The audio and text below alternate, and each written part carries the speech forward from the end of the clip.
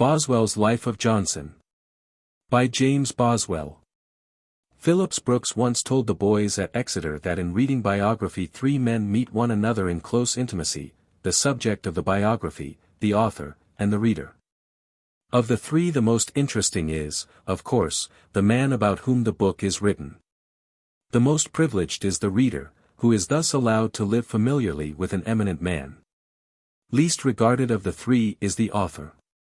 It is his part to introduce the others, and to develop between them an acquaintance, perhaps a friendship, while he, though ever busy and solicitous, withdraws into the background. Some think that Boswell, in his Life of Johnson, did not sufficiently realize his duty of self-effacement. He is too much in evidence, too bustling, too anxious that his own opinion, though comparatively unimportant, should get a hearing. In general, Boswell's faults are easily noticed, and have been too much talked about. He was morbid, restless, self-conscious, vain, insinuating, and, poor fellow, he died a drunkard. But the essential Boswell, the skillful and devoted artist, is almost unrecognized. As the creator of the Life of Johnson he is almost as much effaced as is Homer in the Odyssey. He is indeed so closely concealed that the reader suspects no art at all. Boswell's performance looks easy enough, merely the more or less coherent stringing together of a mass of memoranda. Nevertheless it was rare and difficult, as is the highest achievement in art. Boswell is primarily the artist, and he has created one of the great masterpieces of the world. He created nothing else, though his head was continually filling itself with literary schemes that came to naught. But into his Life of Johnson he poured all his artistic energies, as Milton poured his into Paradise Lost, and Virgil his into the Aeneid. Here I include his Journal of a Tour of the Hebrides as essentially a part of the life. The Journal of a Tour in Corsica is but a propedeutic study. First, Boswell had the industry and the devotion to his task of an artist. 20 years and more he labored in collecting his material. He speaks frankly of his methods. He recorded the talk of Johnson and his associates partly by a rough shorthand of his own, partly by an exceptional memory, which he carefully trained for this very purpose. "Oh, for shorthand to take this down," said he to Mrs. Thrale as they listened to Johnson, and she replied, "You'll carry it all in your head, a long head is as good as shorthand." Miss Hannah More recalls a gay meeting at the Garricks, in Johnson's absence, when Boswell was bold enough to match his skill with no other than Garrick himself in an imitation of Johnson. Though Garrick was more successful in his Johnsonian recitation of poetry, Boswell won in reproducing his familiar conversation. He lost no time in perfecting his notes both mental and stenographic, and sat up many a night followed by a day of headache, to write them in final form, that none of the freshness and glow might fade.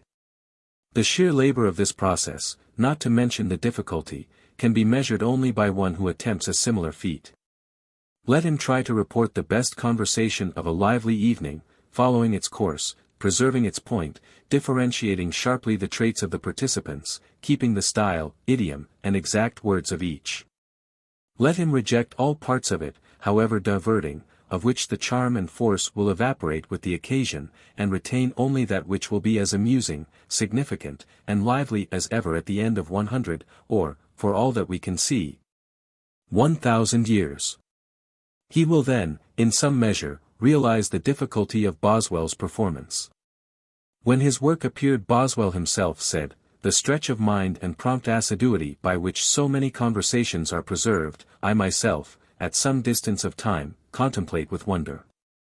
He was indefatigable in hunting up and consulting all who had known parts or aspects of Johnson's life which to him were inaccessible.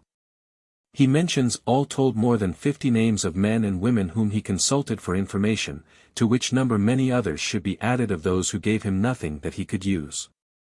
"I have sometimes been obliged to run half over London, in order to fix a date correctly."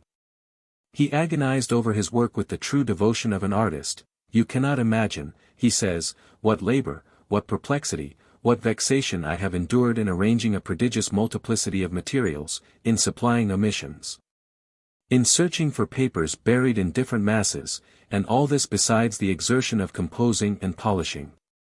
He despairs of making his picture vivid or full enough, and of ever realizing his preconception of his masterpiece. Boswell's devotion to his work appears in even more extraordinary ways. Throughout he repeatedly offers himself as a victim to illustrate his great friend's wit, ill humor, wisdom, affection, or goodness. He never spares himself, except now and then to assume a somewhat diaphanous anonymity. Without regard for his own dignity, he exhibits himself as humiliated, or drunken, or hypochondriac, or inquisitive, or resorting to petty subterfuge, anything for the accomplishment of his one main purpose. "Nay, sir," said Johnson, "it was not the wine that made your head ache, but the sense that I put into it." "What, sir," asks the hapless Boswell, "will sense make the head ache?" "Yes, sir, when it is not used to it." Boswell is also the artist in his regard for truth. In him it was a passion. Again and again he insists upon his authenticity. He developed an infallible gust and unerring relish of what was genuinely Johnsonian in speech, writing, or action. And his own account leads to the inference that he discarded, as worthless, masses of diverting material which would have tempted a less scrupulous writer beyond resistance. "I observed to him," said Boswell, "that there were very few of his friends so accurate as that I could venture to put down in writing what they told me as his sayings. The faithfulness of his portrait, even to the minutest details, is his unremitting care, and he subjects all contributed material to the sternest criticism. Industry and love of truth alone will not make the artist." With only these Boswell might have been merely a tireless transcriber. But he had besides a keen sense of artistic values. This appears partly in the unity of his vast work. Though it was years in the making, though the details that demanded his attention were countless, yet they all center consistently in one figure, and are so focused upon it, that one can hardly open the book at random to a line which has not its direct bearing upon the one subject of the work.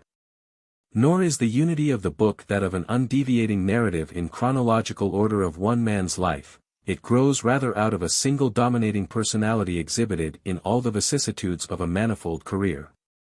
Boswell often speaks of his work as a painting, a portrait, and of single incidents as pictures or scenes in a drama. His eye is keen for contrasts, for picturesque moments, for dramatic action.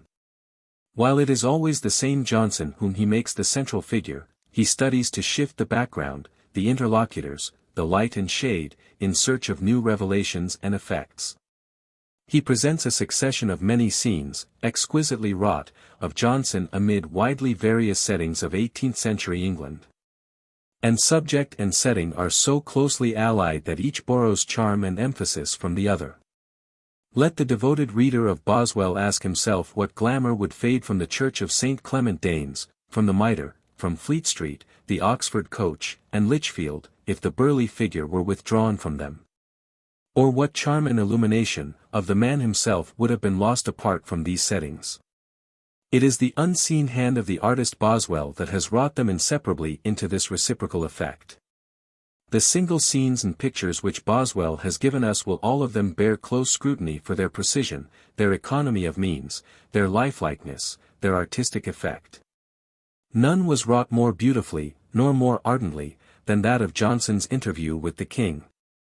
First we see the plain massive figure of the scholar amid the elegant comfort of Buckingham House. He is intent on his book before the fire.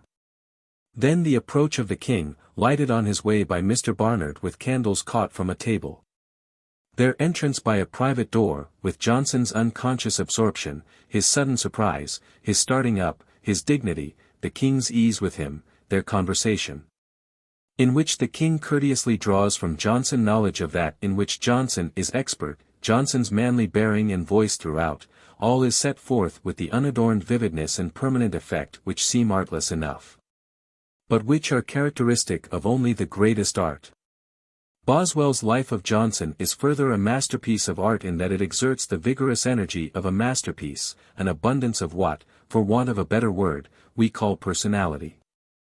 It is Boswell's confessed endeavor to add this quality to the others, because he perceived that it was an essential quality of Johnson himself, and he more than once laments his inability to transmit the full force and vitality of his original.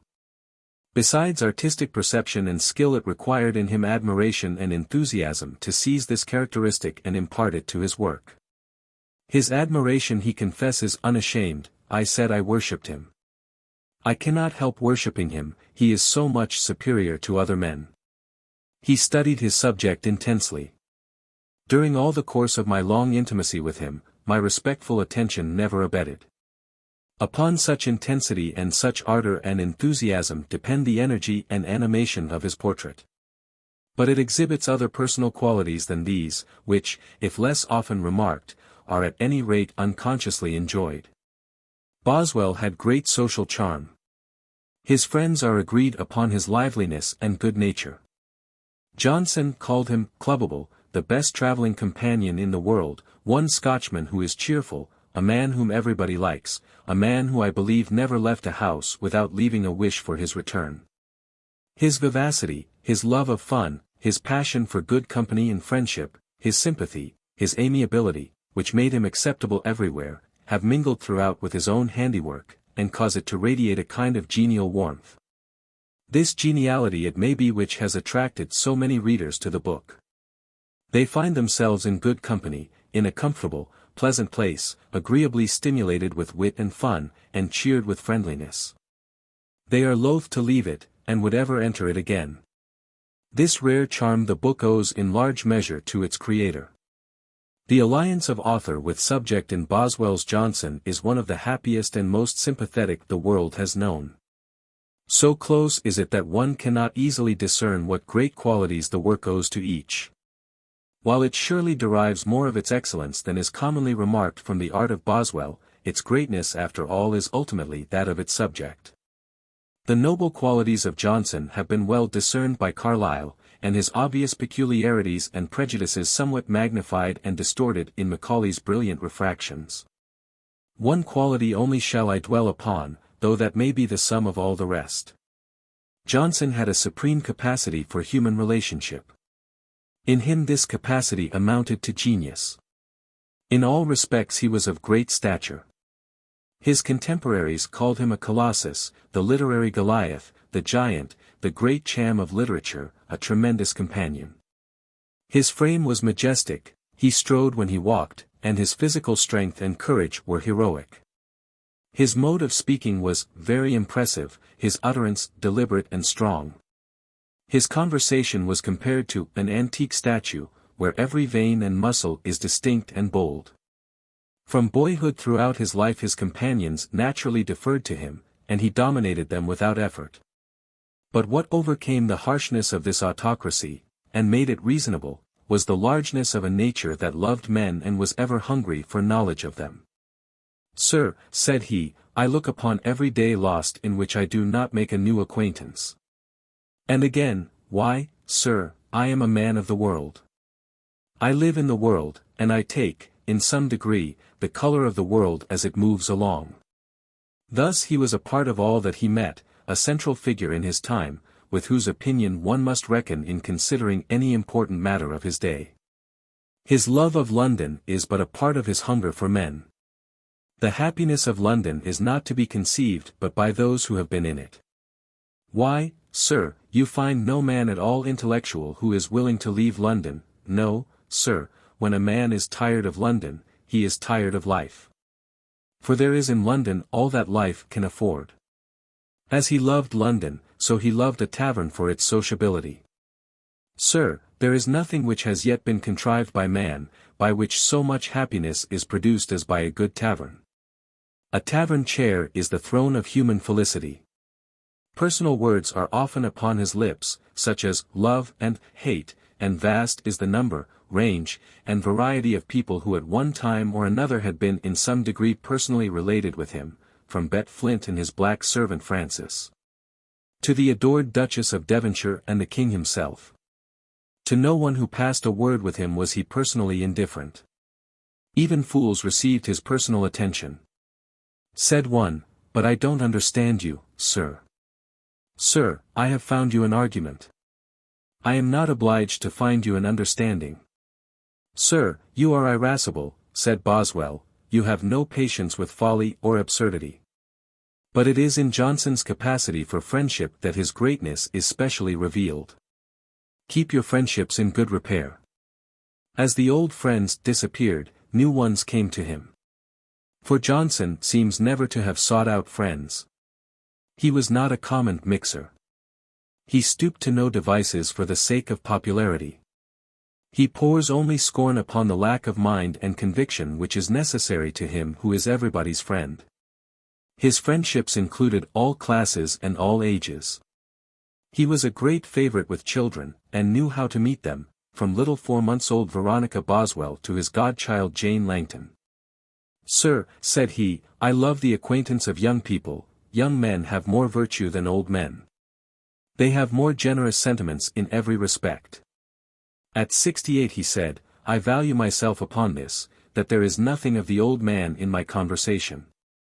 Upon women of all classes and ages he exerts without trying a charm the consciousness of which would have turned any head less constant than his own, and with their fulsome adoration he was pleased none the less for perceiving its real value.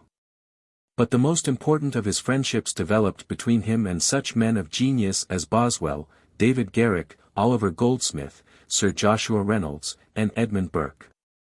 Johnson's genius left no fit testimony of itself from his own hand. With all the greatness of his mind he had no talent in sufficient measure by which fully to express himself. He had no ear for music and no eye for painting, and the finest qualities in the creations of Goldsmith were lost upon him. But his genius found its talents in others, and through the talents of his personal friends expressed itself as it were by proxy. They rubbed their minds upon his, and he set in motion for them ideas which they might use.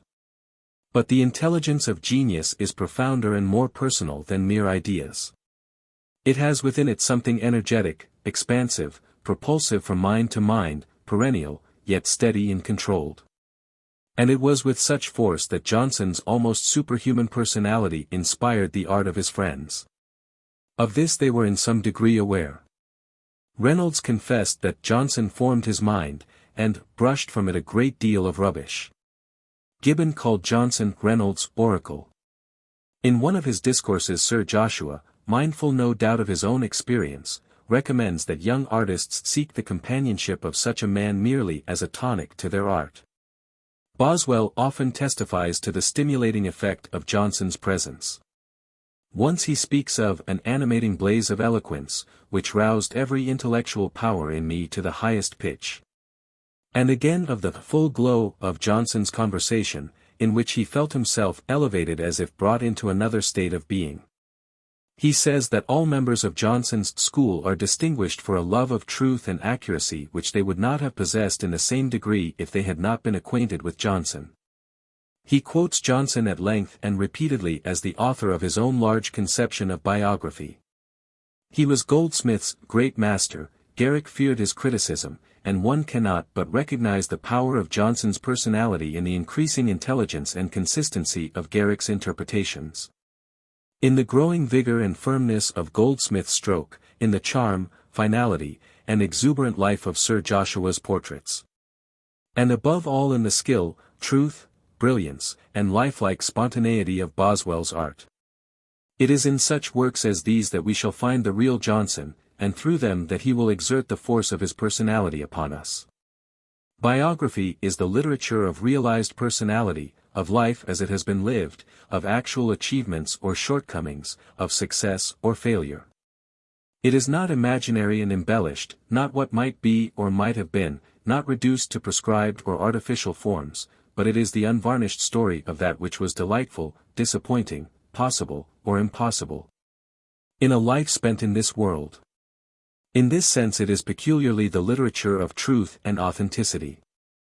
Elements of imagination and speculation must enter into all other forms of literature, and as purely creative forms they may rank superior to biography.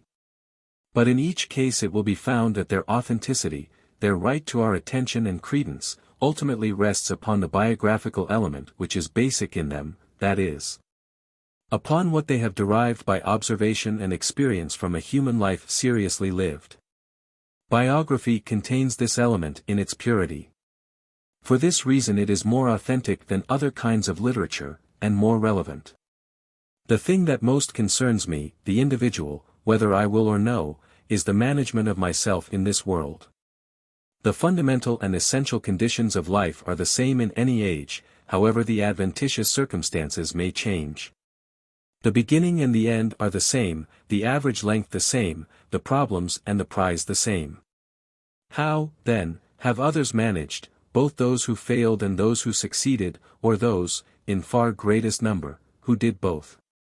Let me know their ambitions, their odds, their handicaps, obstacles, weaknesses, and struggles, how they finally fared, and what they had to say about it. Let me know a great variety of such instances that I may mark their disagreements, but more especially their agreement about it. How did they play the game? How did they fight the fight that I am to fight, and how in any case did they lose or win? To these questions biography gives the direct answer. Such is its importance over other literature. For such reasons, doubtless, Johnson loved it most.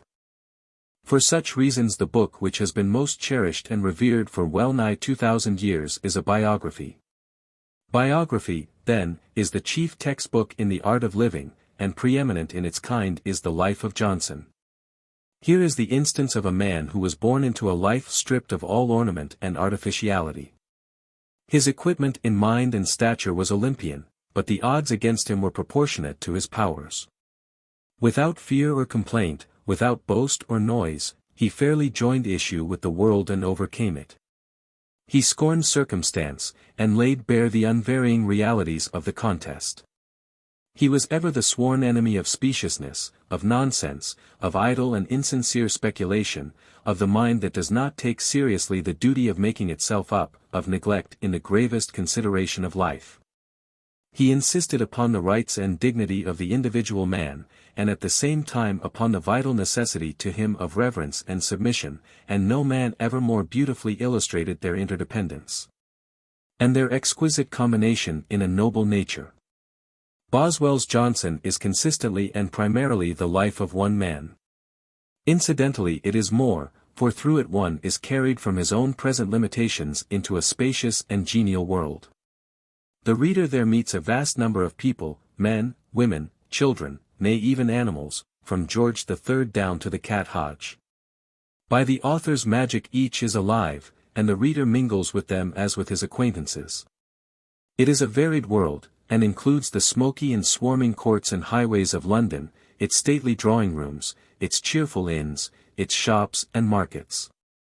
And beyond is the highroad which we travel in lumbering coach or speeding post-chaise to venerable Oxford with its polite and leisurely dons, or to the staunch little cathedral city of Lichfield, welcoming back its famous son to dinner and tea, or to the seat of a country squire, or ducal castle, or village tavern, or the grim but hospitable feudal life of the Hebrides.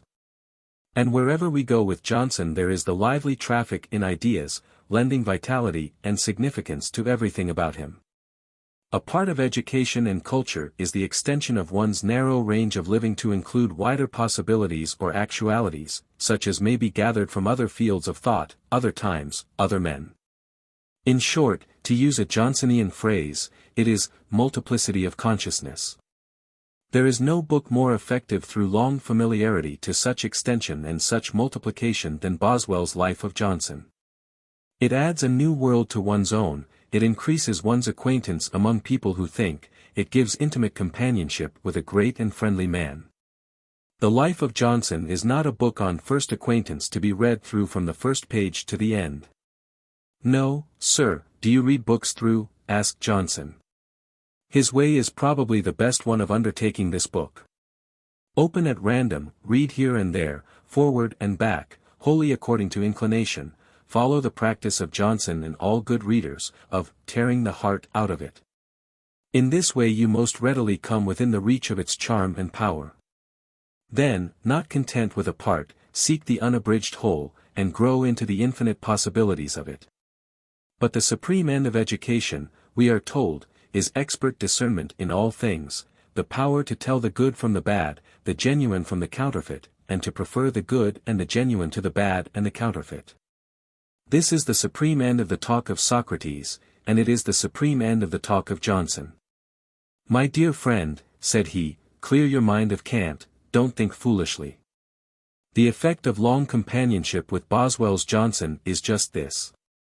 As Sir Joshua said, it brushes away the rubbish, it clears the mind of cant, it instills the habit of singling out the essential thing, it imparts discernment. Thus, through his friendship with Boswell, Johnson will realize his wish, still to be teaching as the years increase. The Life of Samuel Johnson, LL.D. Had Dr. Johnson written his own life, in conformity with the opinion which he has given, that every man's life may be best written by himself. Had he employed in the preservation of his own history, that clearness of narration and elegance of language in which he has embalmed so many eminent persons, the world would probably have had the most perfect example of biography that was ever exhibited. But although he at different times, in a desultory manner, committed to writing many particulars of the progress of his mind and fortunes, he never had persevering diligence enough to form them into a regular composition. Of these memorials a few have been preserved, but the greater part was consigned by him to the flames, a few days before his death. As I had the honor and happiness of enjoying his friendship for upwards of 20 years. As I had the scheme of writing his life constantly in view, as he was well apprised of this circumstance, and from time to time obligingly satisfied my inquiries, by communicating to me the incidents of his early years. As I acquired a facility in recollecting, and was very assiduous in recording, his conversation, of which the extraordinary vigor and vivacity constituted one of the first features of his character. And as I have spared no pains in obtaining materials concerning him, from every quarter where I could discover that they were to be found, and have been favored with the most liberal communications by his friends, I flatter myself that few biographers have entered upon such a work as this, with more advantages. Independent of literary abilities, in which I am not vain enough to compare myself with some great names who have gone before me in this kind of writing. Instead of melting down my materials into one mass, and constantly speaking in my own person, by which I might have appeared to have more merit in the execution of the work, I have resolved to adopt and enlarge upon the excellent plan of Mr. Mason, in his Memoirs of Gray. Wherever narrative is necessary to explain, connect, and supply, I furnish it to the best of my abilities. But in the chronological series of Johnson's life, which I trace as distinctly as I can, year by year, I produce, wherever it is in my power, his own minutes, letters or conversation, being convinced that this mode is more lively, and will make my readers better acquainted with him, than even most of those were who actually knew him, but could know him only partially. Whereas there is here an accumulation of intelligence from various points, by which his character is more fully understood and illustrated. Indeed, I cannot conceive a more perfect mode of writing any man's life, than not only relating all the most important events of it in their order, but interweaving what he privately wrote, and said, and thought. By which mankind are enabled as it were to see him live, and to live o'er each scene with him, as he actually advanced through the several stages of his life. Had his other friends been as diligent and ardent as I was, he might have been almost entirely preserved. As it is, I will venture to say that he will be seen in this work more completely than any man who has ever yet lived. And he will be seen as he really was, for I profess to write, not his panegyric, which must be all praise, but his life, which, great and good as he was, must not be supposed to be entirely perfect. To be as he was, is indeed subject of panegyric enough to any man in this state of being. But in every picture there should be shade as well as light, and when I delineate him without reserve, I do what he himself recommended, both by his precept and his example. I am fully aware of the objections which may be made to the minuteness on some occasions of my detail of Johnson's conversation, and how happily it is adapted for the petty exercise of ridicule, by men of superficial understanding and ludicrous fancy. But I remain firm and confident in my opinion, that minute particulars are frequently characteristic, and always amusing, when they relate to a distinguished man. I am therefore exceedingly unwilling that anything, however slight, which my illustrious friend thought it worth his while to express, with any degree of point, should perish. Of one thing I am certain, that considering how highly the small portion which we have of the table talk and other anecdotes of our celebrated writers is valued, and how earnestly it is regretted that we have not more. I am justified in preserving rather too many of Johnson's sayings, than too few.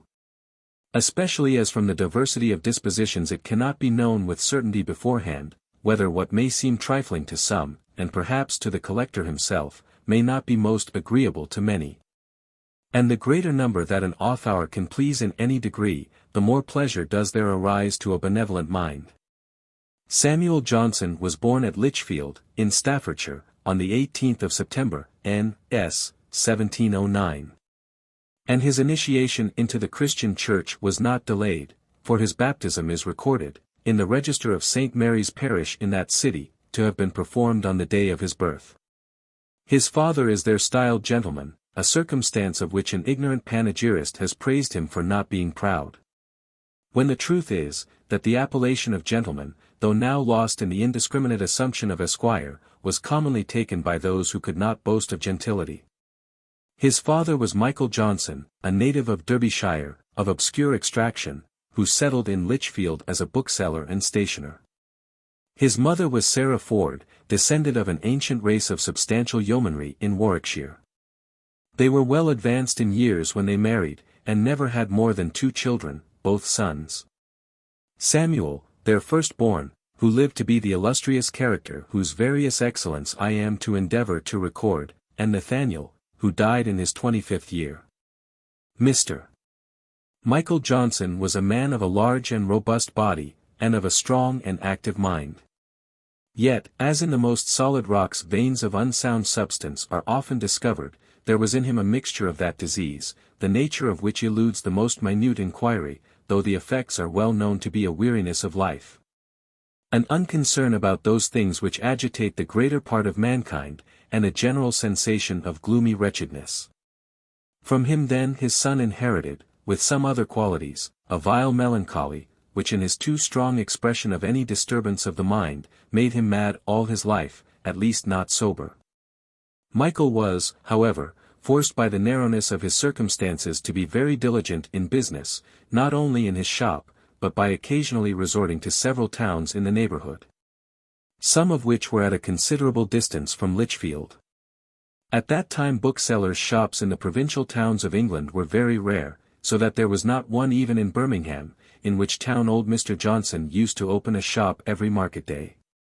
He was a pretty good Latin scholar, and a citizen so creditable as to be made one of the magistrates of Lichfield.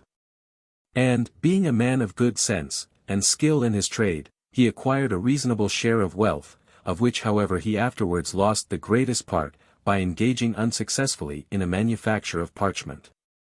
He was a zealous high church man and royalist, and retained his attachment to the unfortunate house of Stuart, though he reconciled himself, by casuistical arguments of expediency and necessity, to take the oaths imposed by the prevailing power. Johnson's mother was a woman of distinguished understanding. I asked his old schoolfellow, Mr. Hector, surgeon of Birmingham, if she was not vain of her son. He said, she had too much good sense to be vain, but she knew her son's value. Her piety was not inferior to her understanding, and to her must be ascribed those early impressions of religion upon the mind of her son, from which the world afterwards derived so much benefit. He told me, that he remembered distinctly having had the first notice of heaven, a place to which good people went, and hell, a place to which bad people went, communicated to him by her, when a little child in bed with her. And that it might be the better fixed in his memory, she sent him to repeat it to Thomas Jackson, their manservant. He not being in the way, this was not done, but there was no occasion for any artificial aid for its preservation. There is a traditional story of the infant Hercules of Toryism, so curiously characteristic, that I shall not withhold it. It was communicated to me in a letter from Miss Mary Addy, of Lichfield. When Dr. Sacheverell was at Lichfield, Johnson was not quite 3 years old. My grandfather Hammond observed him at the cathedral perched upon his father's shoulders, listening and gaping at the much celebrated preacher. Mr. Hammond asked Mr. Johnson how he could possibly think of bringing such an infant to church, and in the midst of so great a crowd. He answered, because it was impossible to keep him at home. For, young as he was, he believed he had caught the public spirit and zeal for Sacheverell, and would have stayed for ever in the church, satisfied with beholding him. Nor can I omit a little instance of that jealous independence of spirit, and impetuosity of temper, which never forsook him. The fact was acknowledged to me by himself, upon the authority of his mother. One day, when the servant who used to be sent to school to conduct him home, had not come in time, he set out by himself, though he was then so near-sighted that he was obliged to stoop down on his hands and knees to take a view of the kennel before he ventured to step over it. His schoolmistress, afraid that he might miss his way, or fall into the kennel, or be run over by a cart, followed him at some distance. He happened to turn about and perceive her. Feeling her careful attention as an insult to his manliness, he ran back to her in a rage, and beat her, as well as his strength would permit. Of the power of his memory, for which he was all his life eminent to a degree almost incredible, the following early instance was told me in his presence at Lichfield, in 1776, by his stepdaughter, Mrs. Lucy Porter, as related to her by his mother. When he was a child in petticoats, and had learnt to read, Mrs. Johnson one morning put the Common Prayer Book into his hands, pointed to the collect for the day, and said, "Sam, you must get this by heart." She went upstairs, leaving him to study it, but by the time she had reached the second floor, she heard him following her. "What's the matter?" said she. "I can say it," he replied. And repeated it distinctly, though he could not have read it more than twice. But there has been another story of his infant precocity generally circulated, and generally believed, the truth of which I am to refute upon his own authority. It is told, that, when a child of 3 years old, he chanced to tread upon a duckling, the 11th of a brood, and killed it. Upon which, it is said, he dictated to his mother the following epitaph: "Here lies good Master Duck, whom Samuel Johnson trod on. If it had lived, it had been good luck. For then we'd had an ODD1. There is surely internal evidence that this little composition combines in it, what no child of 3 years old could produce, without an extension of its faculties by immediate inspiration, yet Mrs. Lucy Porter, Dar. Johnson's stepdaughter, positively maintained to me, in his presence, that there could be no doubt of the truth of this anecdote, for she had heard it from his mother. So difficult is it to obtain an authentic relation of facts, and such authority may there be for error, for he assured me, that his father made the verses, and wished to pass them for his child's. He added, my father was a foolish old man. That is to say, foolish in talking of his children. Young Johnson had the misfortune to be much afflicted with the scrofula, or king's evil, which disfigured a countenance naturally well formed, and hurt his visual nerves so much, that he did not see at all with one of his eyes, though its appearance was little different from that of the other.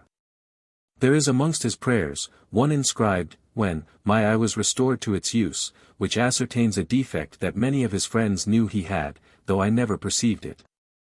I supposed him to be only nearsighted. And indeed I must observe, that in no other respect could I discern any defect in his vision. On the contrary, the force of his attention and perceptive quickness made him see and distinguish all manner of objects, whether of nature or of art, with a nicety that is rarely to be found.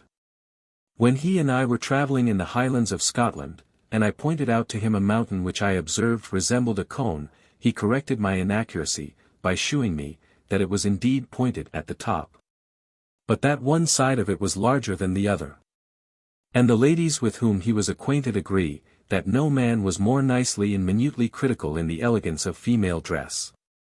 When I found that he saw the romantic beauties of Islam, in Derbyshire, much better than I did, I told him that he resembled an able performer upon a bad instrument. It has been said, that he contracted this grievous malady from his nurse. His mother yielding to the superstitious notion, which, it is wonderful to think, prevailed so long in this country, as to the virtue of the regal touch. A notion, which our kings encouraged, and to which a man of such inquiry and such judgment as Carte could give credit, carried him to London, where he was actually touched by Queen Anne. Mrs. Johnson indeed, as Mr. Hector informed me, acted by the advice of the celebrated Sir John Floyer, then a physician in Lichfield. Johnson used to talk of this very frankly, and Mrs. Piazzi has preserved his very picturesque description of the scene, as it remained upon his fancy. Being asked if he could remember Queen Anne, he said, a confused, but somehow a sort of solemn recollection of a lady in diamonds, and a long black hood. This touch, however, was without any effect. I ventured to say to him, in allusion to the political principles in which he was educated, and of which he ever retained some odor, that his mother had not carried him far enough, she should have taken him to Rome. He was first taught to read English by Dame Oliver, a widow, who kept a school for young children in Lichfield. He told me she could read the black letter, and asked him to borrow for her, from his father, a Bible in that character. When he was going to Oxford, she came to take leave of him, brought him, in the simplicity of her kindness, a present of gingerbread, and said, he was the best scholar she ever had. He delighted in mentioning this early compliment, adding, with a smile, that this was as high a proof of his merit as he could conceive. His next instructor in English was a master, whom, when he spoke of him to me, he familiarly called Tom Brown, who, said he, published a spelling book, and dedicated it to the universe, but, I fear, no copy of it can now be had. He began to learn Latin with Mr. Hawkins, usher, or undermaster of Lichfield School, a man, said he, very skilful in his little way. With him he continued 2 years, and then rose to be under the care of Mr. Hunter, the headmaster, who, according to his account, was very severe, and wrong-headedly severe. He used, said he, to beat us unmercifully, and he did not distinguish between ignorance and negligence. For he would beat a boy equally for not knowing a thing, as for neglecting to know it. He would ask a boy a question, and if he did not answer it, he would beat him, without considering whether he had an opportunity of knowing how to answer it. For instance, he would call up a boy and ask him Latin for a candlestick, which the boy could not expect to be asked. Now, sir, if a boy could answer every question, there would be no need of a master to teach him. It is, however, but justice to the memory of Mr. Hunter to mention, that though he might err in being too severe, the school of Lichfield was very respectable in his time. The late Dr. Taylor, prebendary of Westminster, who was educated under him, told me, that he was an excellent master, and that his ushers were most of them men of eminence. That Holbrook, one of the most ingenious men, best scholars, and best preachers of his age, was usher during the greatest part of the time that Johnson was at school. Then came Hague, of whom as much might be said, with the addition that he was an elegant poet. Hague was succeeded by Green, afterwards Bishop of Lincoln, whose character in the learned world is well known. Indeed, Johnson was very sensible how much he owed to Mr. Hunter. Mr. Langton one day asked him how he had acquired so accurate a knowledge of Latin, in which, I believe, he was exceeded by no man of his time. He said, my master whipped me very well. Without that, sir, I should have done nothing. He told Mr. Langton, that while Hunter was flogging his boys unmercifully, he used to say, and this I do to save you from the gallows. Johnson, upon all occasions, expressed his approbation of enforcing instruction by means of the rod. I would rather, said he, have the rod to be the general terror to all, to make them learn, than tell a child, if you do thus, or thus, you will be more esteemed than your brothers or sisters. The rod produces an effect which terminates in itself. A child is afraid of being whipped, and gets his task, and there's an end on't, whereas, by exciting emulation and comparisons of superiority, you lay the foundation of lasting mischief, you make brothers and sisters hate each other. That superiority over his fellows, which he maintained with so much dignity in his march through life, was not assumed from vanity and ostentation, but was the natural and constant effect of those extraordinary powers of mind, of which he could not but be conscious by comparison. The intellectual difference, which in other cases of comparison of characters, is often a matter of undecided contest, being as clear in his case as the superiority of stature in some men above others.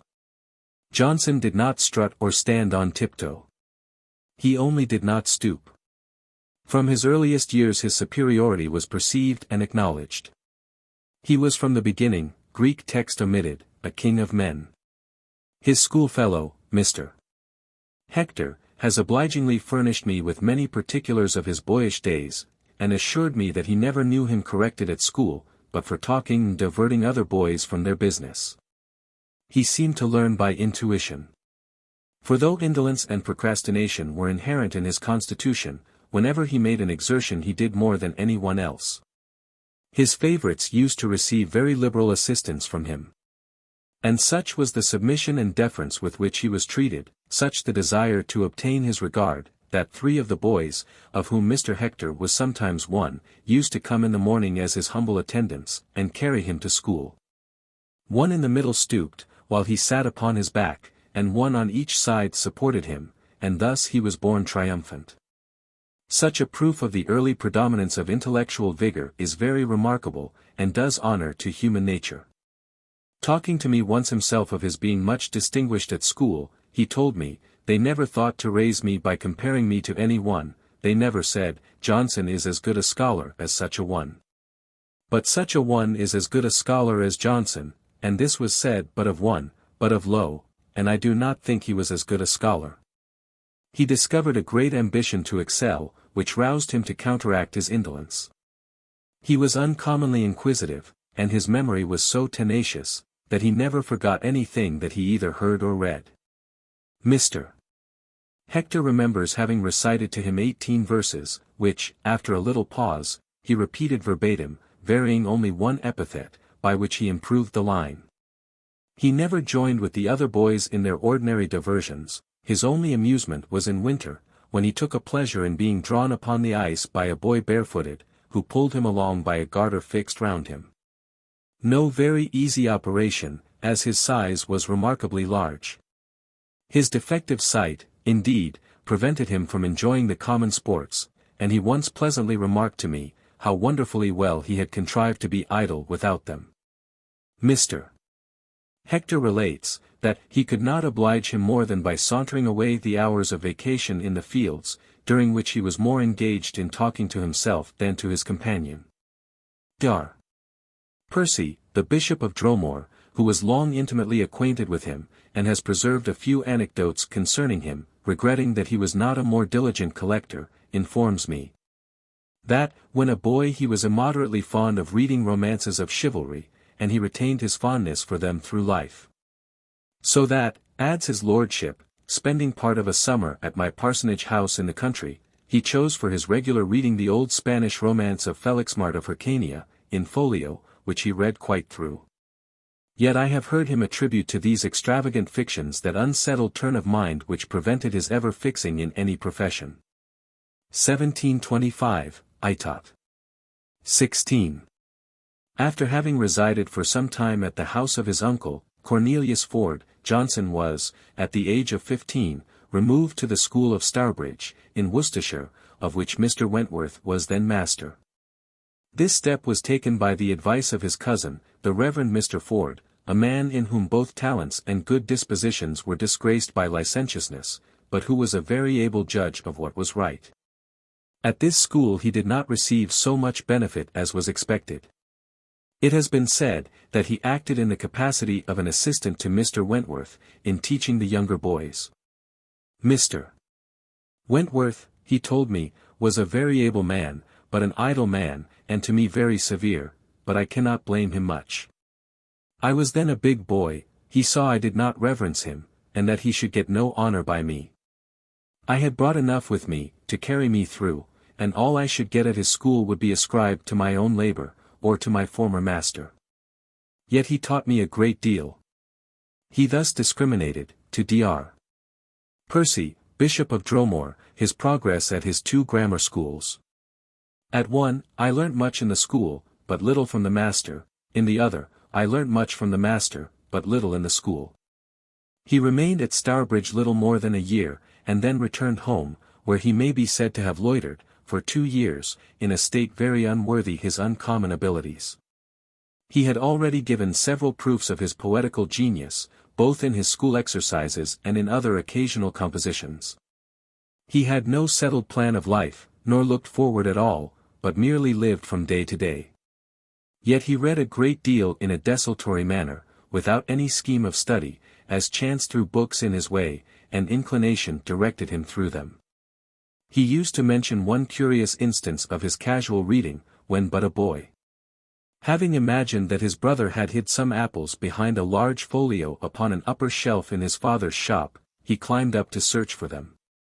There were no apples.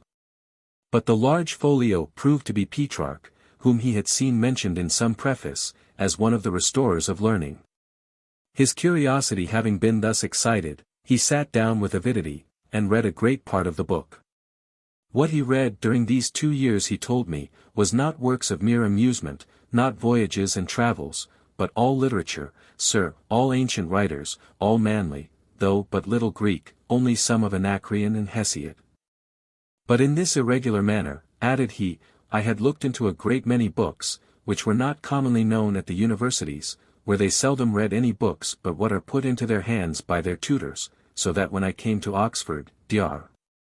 Adams, now master of Pembroke College, told me I was the best qualified for the university that he had ever known come there. That a man in Mr. Michael Johnson's circumstances should think of sending his son to the expensive University of Oxford, at his own charge, seems very improbable. The subject was too delicate to question Johnson upon. But I have been assured by Dr. Taylor that the scheme never would have taken place had not a gentleman of Shropshire, one of his schoolfellows, spontaneously undertaken to support him at Oxford, in the character of his companion. Though, in fact, he never received any assistance whatever from that gentleman. He, however, went to Oxford, and was entered a commoner of Pembroke College on the 31st of October, 1728, being then in his 19th year. The Reverend Dr. Adams, who afterwards presided over Pembroke College with universal esteem, told me he was present, and gave me some account of what passed on the night of Johnson's arrival at Oxford. On that evening, his father, who had anxiously accompanied him, found means to have him introduced to Mr. Jordan, who was to be his tutor. His father seemed very full of the merits of his son, and told the company he was a good scholar, and a poet, and wrote Latin verses. His figure and manner appeared strange to them. But he behaved modestly, and sat silent, till upon something which occurred in the course of conversation, he suddenly struck in and quoted Macrobius. And thus he gave the first impression of that more extensive reading in which he had indulged himself. His tutor, Mr. Jordan, fellow of Pembroke, was not, it seems, a man of such abilities as we should conceive requisite for the instructor of Samuel Johnson, who gave me the following account of him. He was a very worthy man, but a heavy man, and I did not profit much by his instructions. Indeed, I did not attend him much. The first day after I came to college I waited upon him, and then stayed away for. On the 6th, Mr. Jordan asked me why I had not attended. I answered I had been sliding in Christchurch Meadow. And this I said with as much nonchalance as I am now talking to you. I had no notion that I was wrong or irreverent to my tutor. Boswell, that, sir, was great fortitude of mind. Johnson, no, sir, stark insensibility. He had a love and respect for Jordan, not for his literature, but for his worth. Whenever, said he, a young man becomes Jordan's pupil, he becomes his son. Having given a specimen of his poetical powers, he was asked by Mr. Jordan, to translate Pope's Messiah into Latin verse, as a Christmas exercise. He performed it with uncommon rapidity, and in so masterly a manner, that he obtained great applause from it, which ever after kept him high in the estimation of his college, and, indeed, of all the university. It is said, that Mr. Pope expressed himself concerning it in terms of strong approbation. Dr. Taylor told me, that it was first printed for old Mr. Johnson, without the knowledge of his son, who was very angry when he heard of it. The morbid melancholy, which was lurking in his constitution, and to which we may ascribe those particularities, and that aversion to regular life, which, at a very early period, marked his character, gathered such strength in his 20th year, as to afflict him in a dreadful manner. While he was at Lichfield, in the college vacation of the year 1729, he felt himself overwhelmed with an horrible hypochondria, with perpetual irritation, fretfulness, and impatience. and with a dejection, gloom, and despair, which made existence misery. From this dismal malady he never afterwards was perfectly relieved, and all his labors, and all his enjoyments, were but temporary interruptions of its baleful influence. He told Mr. Paradise that he was sometimes so languid and inefficient, that he could not distinguish the hour upon the town clock. Johnson, upon the first violent attack of this disorder, strove to overcome it by forcible exertions. He frequently walked to Birmingham and back again, and tried many other expedients, but all in vain. His expression concerning it to me was, "I did not then know how to manage it." His distress became so intolerable, that he applied to Dr. Swinfen, physician in Lichfield, his godfather, and put into his hands the state of his case, written in Latin. Dr. Swinfen was so much struck with the extraordinary acuteness, research, and eloquence of this paper, that in his zeal for his godson he shewed it to several people. His daughter, Mrs. Desmoulins, who was many years humanely supported in Dr. Johnson's house in London, told me, that upon his discovering that Dr. Swinfen had communicated his case, he was so much offended, that he was never afterwards fully reconciled to him. He indeed had good reason to be offended, for though Dr. Swinfen's motive was good, he inconsiderately betrayed a matter deeply interesting and of great delicacy, which had been entrusted to him in confidence, and exposed a complaint of his young friend and patient, which, in the superficial opinion of the generality of mankind, is attended with contempt and disgrace. To Johnson, whose supreme enjoyment was the exercise of his reason, the disturbance or obscuration of that faculty was the evil most to be dreaded. Insanity, therefore, was the object of his most dismal apprehension. And he fancied himself seized by it, or approaching to it, at the very time when he was giving proofs of a more than ordinary soundness and vigor of judgment. That his own diseased imagination should have so far deceived him, is strange. But it is stranger still that some of his friends should have given credit to his groundless opinion, when they had such undoubted proofs that it was totally fallacious. Though it is by no means surprising that those who wish to depreciate him, should, since his death, have laid hold of this circumstance, and insisted upon it with very unfair aggravation. The history of his mind as to religion is an important article. I have mentioned the early impressions made upon his tender imagination by his mother, who continued her pious care with assiduity, but, in his opinion, not with judgment. "Sunday," said he, "was a heavy day to me when I was a boy. My mother confined me on that day, and made me read The Whole Duty of Man, from a great part of which I could derive no instruction.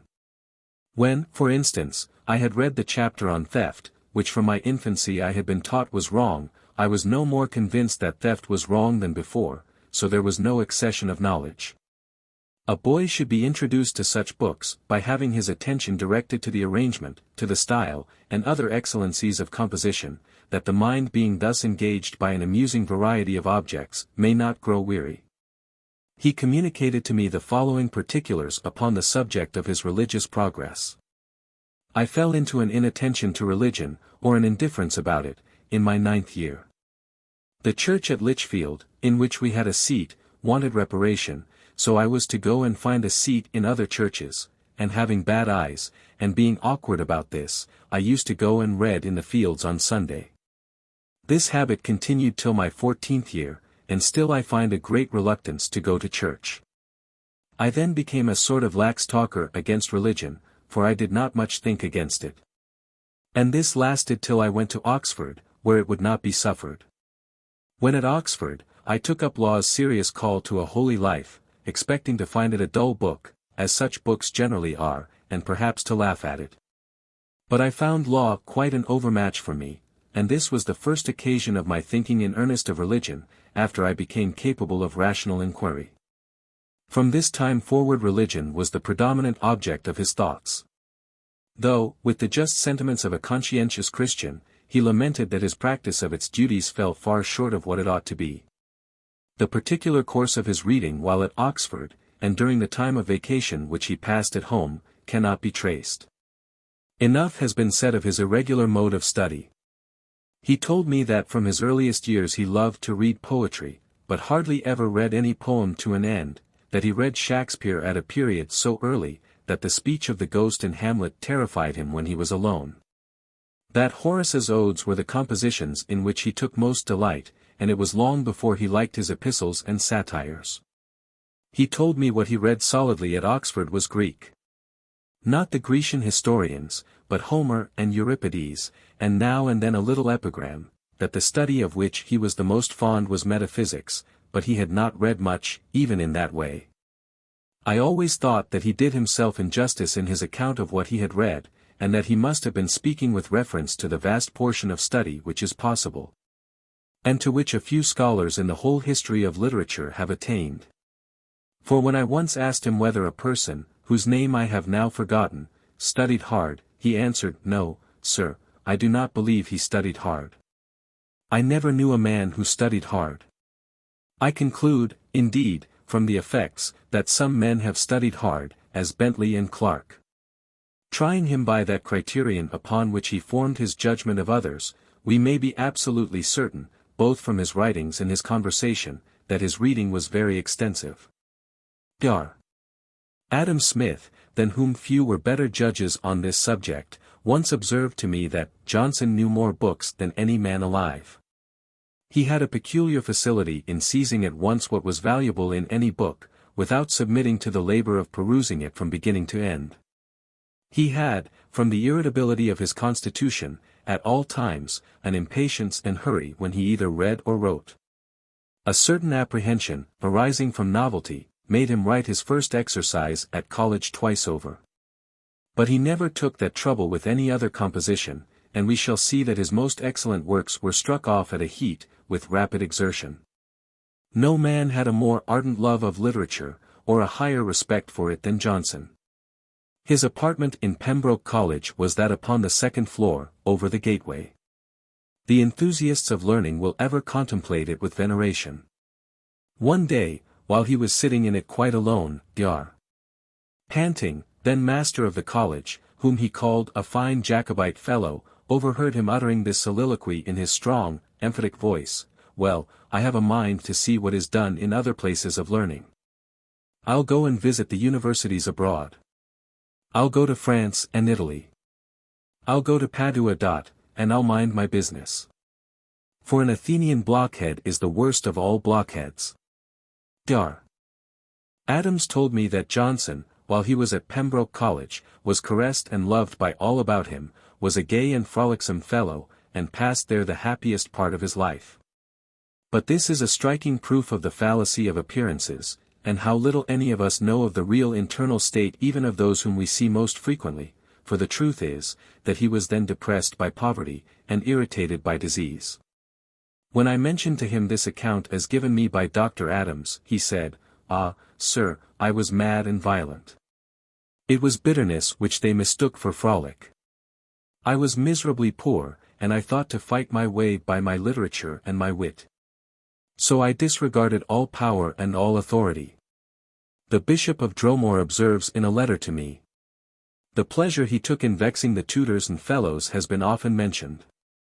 But I have heard him say, what ought to be recorded to the honor of the present venerable master of that college, the Reverend William Adams, D.D., who was then very young, and one of the junior fellows. That the mild but judicious expostulations of this worthy man, whose virtue awed him, and whose learning he revered, made him really ashamed of himself, though I fear," said he, "I was too proud to own it." I have heard from some of his contemporaries that he was generally seen lounging at the college gate, with a circle of young students round him, whom he was entertaining with wit, and keeping from their studies. If not spiriting them up to rebellion against the college discipline, which in his maturer years he so much extolled. I do not find that he formed any close intimacies with his fellow collegians. But Dr. Adams told me that he contracted a love and regard for Pembroke College, which he retained to the last. A short time before his death he sent to that college a present of all his works, to be deposited in their library, and he had thoughts of leaving to it his house at Lichfield. But his friends who were about him very properly dissuaded him from it, and he bequeathed it to some poor relations. He took a pleasure in boasting of the many eminent men who had been educated at Pembroke. In this list are found the names of Mr.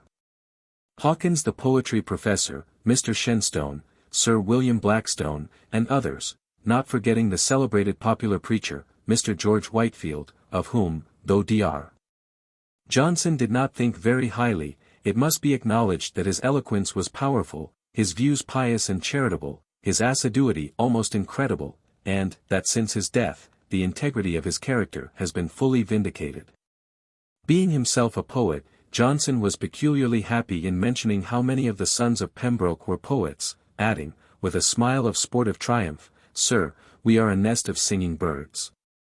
He was not, however, blind to what he thought the defects of his own college, and I have, from the information of Dr. Taylor, a very strong instance of that rigid honesty which he ever inflexibly preserved. Taylor had obtained his father's consent to be entered of Pembroke, that he might be with his schoolfellow Johnson, with whom, though some years older than himself, he was very intimate. This would have been a great comfort to Johnson. But he fairly told Taylor that he could not, in conscience, suffer him to enter where he knew he could not have an able tutor. He then made inquiry all round the university, and having found that Mr. Bateman, of Christ Church, was the tutor of highest reputation, Taylor was entered of that college. Mr. Bateman's lectures were so excellent, that Johnson used to come and get them at second hand from Taylor, till his poverty being so extreme that his shoes were worn out and his feet appeared through them. He saw that this humiliating circumstance was perceived by the Christ Church men, and he came no more. He was too proud to accept of money, and somebody having set a pair of new shoes at his door, he threw them away with indignation. How must we feel when we read such an anecdote of Samuel Johnson? The residential Angusta Domi prevented him from having the advantage of a complete academical education. The friend to whom he had trusted for support had deceived him. His debts in college, though not great, were increasing. And his scanty remittances from Lichfield, which had all along been made with great difficulty, could be supplied no longer, his father having fallen into a state of insolvency. Compelled, therefore, by irresistible necessity, he left the college in autumn, 1731, without a degree, having been a member of it little more than 3 years. And now, I had almost said poor, Samuel Johnson returned to his native city, destitute, and not knowing how he should gain even a decent livelihood. His father's misfortunes in trade rendered him unable to support his son. And for some time there appeared no means by which he could maintain himself. In the December of this year his father died. Johnson was so far fortunate, that the respectable character of his parents, and his own merit, had, from his earliest years, secured him a kind reception in the best families at Lichfield. Among these I can mention Mr. Howard, Dr. Swinfen, Mr.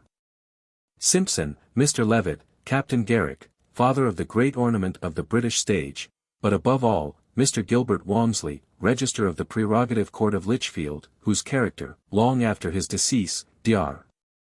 Johnson has, in his Life of Edmund Smith, thus drawn in the glowing colours of gratitude. Of Gilbert Walmsley, thus presented to my mind, let me indulge myself in the remembrance. I knew him very early. He was one of the first friends that literature procured me, and I hope that, at least, my gratitude made me worthy of his notice. He was of an advanced age, and I was only not a boy, yet he never received my notions with contempt. He was a Whig, with all the virulence and malevolence of his party, yet difference of opinion did not keep us apart. I honored him and he endured me. At this man's table I enjoyed many cheerful and instructive hours, with companions, such as are not often found, with one who has lengthened, and one who has gladdened life, with Dr. James, whose skill in physic will be long remembered. And with David Garrick, whom I hope to have gratified with this character of our common friend. But what are the hopes of man? I am disappointed by that stroke of death, which has eclipsed the gaiety of nations, and impoverished the public stock of harmless pleasure. In these families he passed much time in his early years.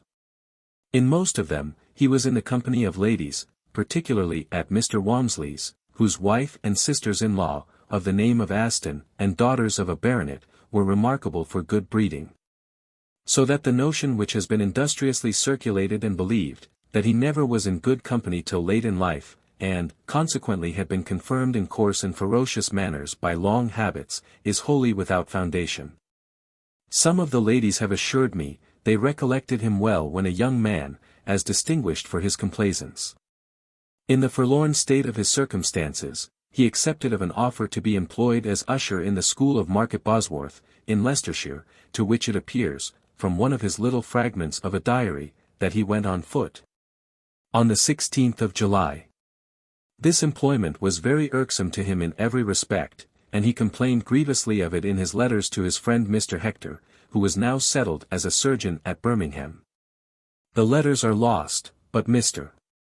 Hector recollects his writing that the poet had described the dull sameness of his existence in these words, vitam continet una dies, one day contains the whole of my life, that it was unvaried as the note of the cuckoo. And that he did not know whether it was more disagreeable for him to teach, or the boys to learn, the grammar rules. His general aversion to this painful drudgery was greatly enhanced by a disagreement between him and Sir Woolston Dixie, the patron of the school, in whose house, I have been told, he officiated as a kind of domestic chaplain, so far, at least, as to say grace at table, but was treated with what he represented as intolerable harshness. And, after suffering for a few months such complicated misery, he relinquished a situation which all his life afterwards he recollected with the strongest aversion, and even a degree of horror. But it is probable that at this period, whatever uneasiness he may have endured, he laid the foundation of much future eminence by application to his studies. Being now again totally unoccupied, he was invited by Mr. Hector to pass some time with him at Birmingham, as his guest, at the house of Mr. Warren, with whom Mr. Hector lodged and boarded. Mr. Warren was the first established bookseller in Birmingham, and was very attentive to Johnson, who he soon found could be of much service to him in his trade, by his knowledge of literature. And he even obtained the assistance of his pen in furnishing some numbers of a periodical essay printed in the newspaper, of which Warren was proprietor. After very diligent inquiry, I have not been able to recover those early specimens of that particular mode of writing by which Johnson afterwards so greatly distinguished himself. He continued to live as Mr.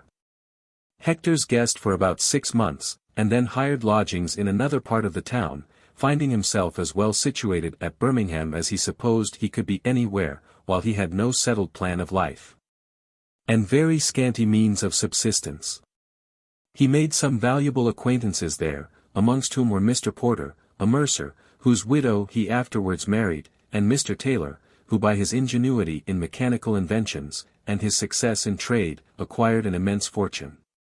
But the comfort of being near Mr. Hector, his old schoolfellow and intimate friend, was Johnson's chief inducement to continue here. His juvenile attachments to the fair sex were very transient.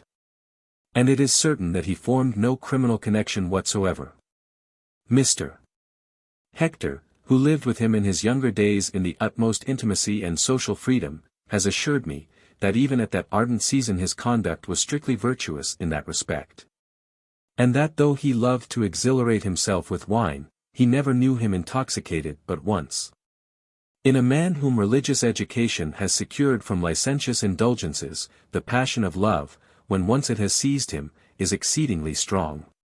Being unimpaired by dissipation, and totally concentrated in one object. This was experienced by Johnson, when he became the fervent admirer of Mrs. Porter, after her first husband's death. Miss Porter told me, that when he was first introduced to her mother, his appearance was very forbidding, he was then lean and lank, so that his immense structure of bones was hideously striking to the eye. And the scars of the scrofula were deeply visible. He also wore his hair, which was straight and stiff, and separated behind, and he often had, seemingly, convulsive starts and odd gesticulations, which tended to excite at once surprise and ridicule. Mrs. Porter was so much engaged by his conversation that she overlooked all these external disadvantages, and said to her daughter, "This is the most sensible man that I ever saw in my life." Though Mrs. Porter was double the age of Johnson, and her person and manner, as described to me by the late Mr. Garrick were by no means pleasing to others. She must have had a superiority of understanding and talents, as she certainly inspired him with a more than ordinary passion. And she having signified her willingness to accept of his hand, he went to Lichfield to ask his mother's consent to the marriage, which he could not but be conscious was a very imprudent scheme, both on account of their disparity of years and her want of fortune. But Mrs. Johnson knew too well the ardour of her son's temper, and was too tender a parent to oppose his inclinations. I know not for what reason the marriage ceremony was not performed at Birmingham. But a resolution was taken that it should be at Derby, for which place the bride and bridegroom set out on horseback, I suppose in very good humour. But though Mr. Topham Beauclerk used archly to mention Johnson's having told him, with much gravity, "Sir, it was a love marriage on both sides," I have had from my illustrious friend the following curious account of their journey to church upon the nuptial morn. July 9th, Sir, she had read the old romances, and had got into her head the fantastical notion that a woman of spirit should use her lover like a dog. So, sir, at first she told me that I rode too fast, and she could not keep up with me, and, when I rode a little slower, she passed me, and complained that I lagged behind. I was not to be made the slave of caprice, and I resolved to begin as I meant to end. I therefore pushed on briskly, till I was fairly out of her sight. The road lay between two hedges, so I was sure she could not miss it, and I contrived that she should soon come up with me. When she did, I observed her to be in tears.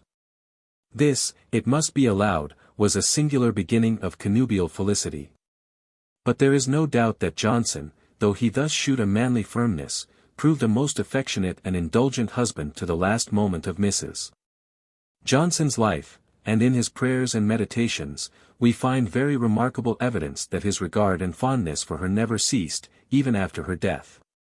He now set up a private academy, for which purpose he hired a large house, well situated near his native city. In the Gentleman's Magazine for 1736, there is the following advertisement. At Edial, near Lichfield, in Staffordshire, young gentlemen are boarded and taught the Latin and Greek languages, by Samuel Johnson. But the only pupils that were put under his care were the celebrated David Garrick and his brother George, and a Mr. O'Feely, a young gentleman of good fortune who died early. The truth is, that he was not so well qualified for being a teacher of elements, and a conductor in learning by regular gradations, as men of inferior powers of mind. His own acquisitions had been made by fits and starts, by violent eruptions into the regions of knowledge. And it could not be expected that his impatience would be subdued, and his impetuosity restrained, so as to fit him for a quiet guide to novices.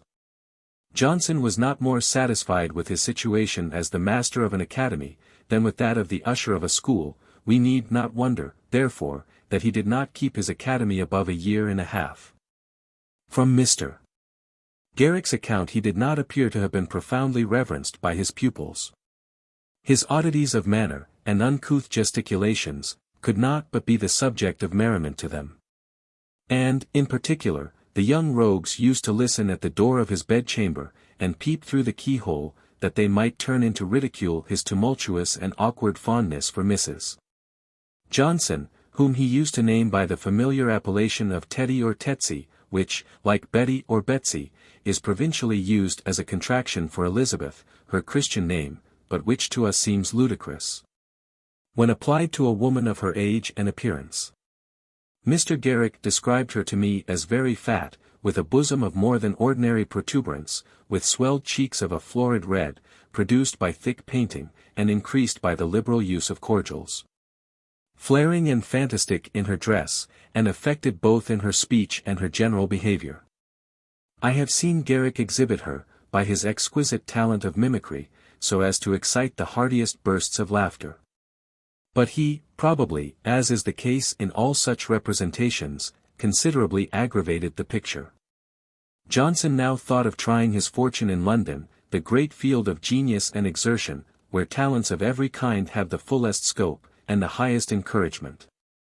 It is a memorable circumstance that his pupil David Garrick went thither at the same time, with intention to complete his education, and follow the profession of the law, from which he was soon diverted by his decided preference for the stage. Both of them used to talk pleasantly of this their first journey to London. Garrick, evidently meaning to embellish a little, said one day in my hearing, "We rode and tied.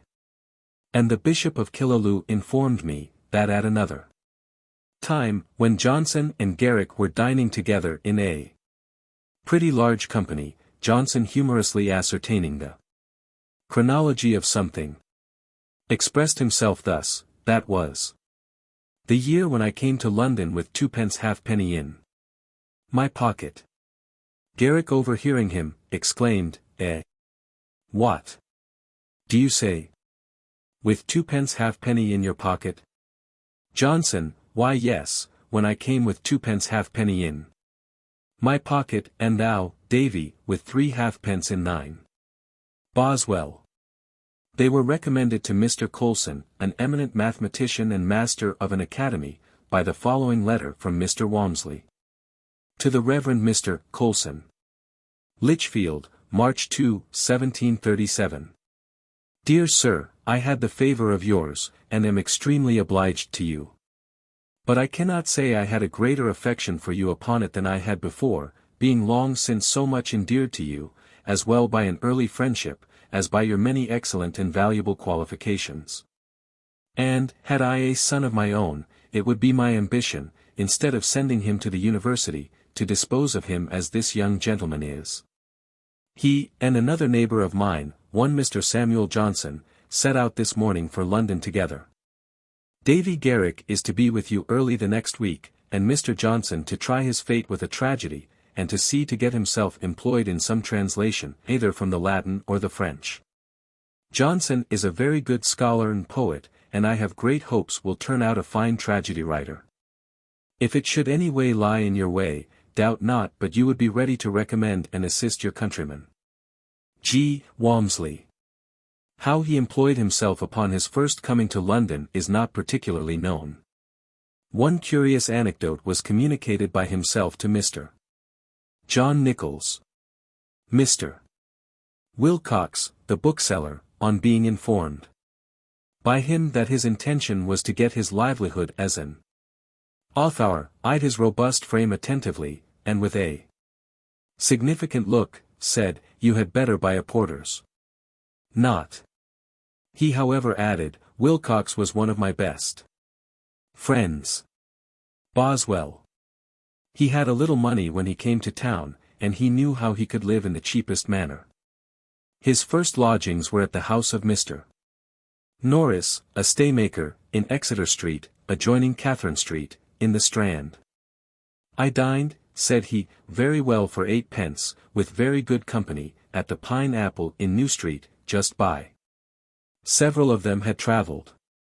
They expected to meet every day, but did not know one another's names. It used to cost the rest a shilling, for they drank wine, but I had a cut of meat for 6 pence, and bread for a penny, and gave the waiter a penny. So that I was quite well served, nay, better than the rest, for they gave the waiter nothing. He at this time, I believe, abstained entirely from fermented liquors, a practice to which he rigidly conformed for many years together, at different periods of his life. His Ophellis in the Art of Living in London, I have heard him relate, was an Irish painter, whom he knew at Birmingham, and who had practiced his own precepts of economy for several years in the British capital. He assured Johnson, who, I suppose, was then meditating to try his fortune in London, but was apprehensive of the expense, that £30 a year was enough to enable a man to live there without being contemptible. He allowed £10 for clothes and linen. He said a man might live in a garret at 18 pence a week, few people would inquire where he lodged, and if they did, it was easy to say, "Sir, I am to be found at such a place." By spending 3 pence in a coffee-house, he might be for some hours every day in very good company, he might dine for 6 pence, breakfast on bread and milk for a penny, and do without supper. On clean shirt day he went abroad, and paid visits. I have heard him more than once talk of this frugal friend, whom he recollected with esteem and kindness, and did not like to have one smile at the recital.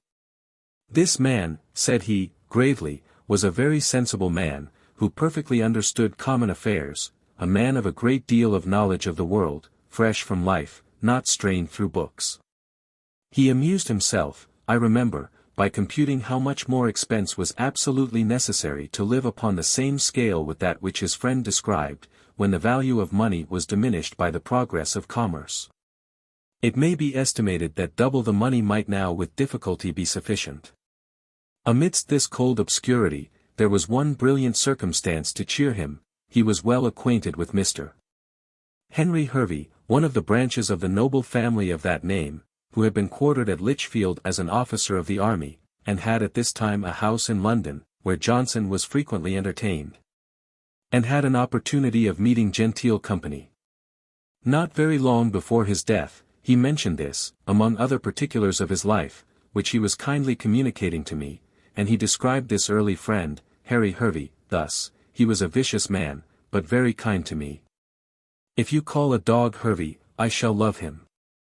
He told me he had now written only 3 acts of his Irene, and that he retired for some time to lodgings at Greenwich, where he proceeded in it somewhat further, and used to compose, walking in the park, but did not stay long enough at that place to finish it. In the course of the summer he returned to Lichfield, where he had left Mrs.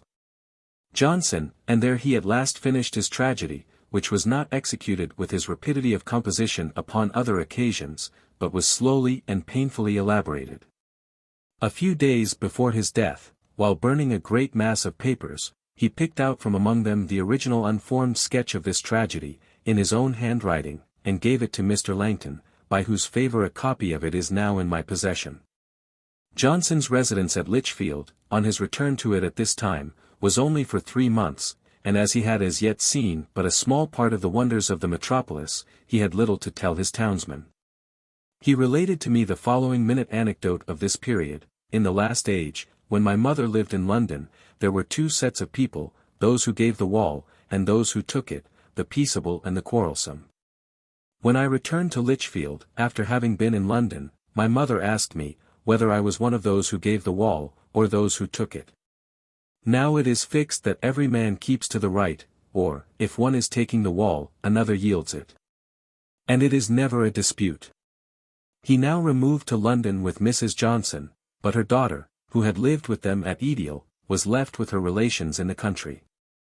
His lodgings were for some time in Woodstock Street, near Hanover Square, and afterwards in Castle Street, near Cavendish Square. His tragedy being by this time, as he thought, completely finished and fit for the stage, he was very desirous that it should be brought forward. Mr.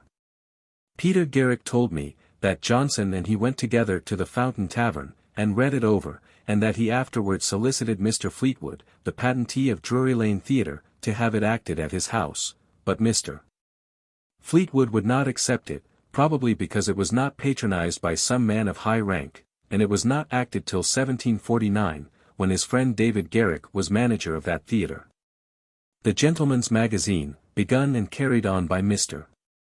Edward Cave, under the name of Sylvanus Urban, had attracted the notice and esteem of Johnson, in an eminent degree, before he came to London as an adventurer in literature. He told me, that when he first saw St. John's Gate, the place where that deservedly popular miscellany was originally printed, he beheld it with reverence. It appears that he was now enlisted by Mr. Cave as a regular coadjutor in his magazine, by which he probably obtained a tolerable livelihood. At what time, or by what means, he had acquired a competent knowledge both of French and Italian, I do not know. But he was so well skilled in them, as to be sufficiently qualified for a translator. That part of his labor which consisted in emendation and improvement of the productions of other contributors, like that employed in leveling ground, can be perceived only by those who had an opportunity of comparing the original with the altered copy. What we certainly know to have been done by him in this way, was the debates in both Houses of Parliament, under the name of the Senate of Lilliput, sometimes with feigned denominations of the several speakers, sometimes with denominations formed of the letters of their real names, in the manner of what is called anagram, so that they might easily be deciphered.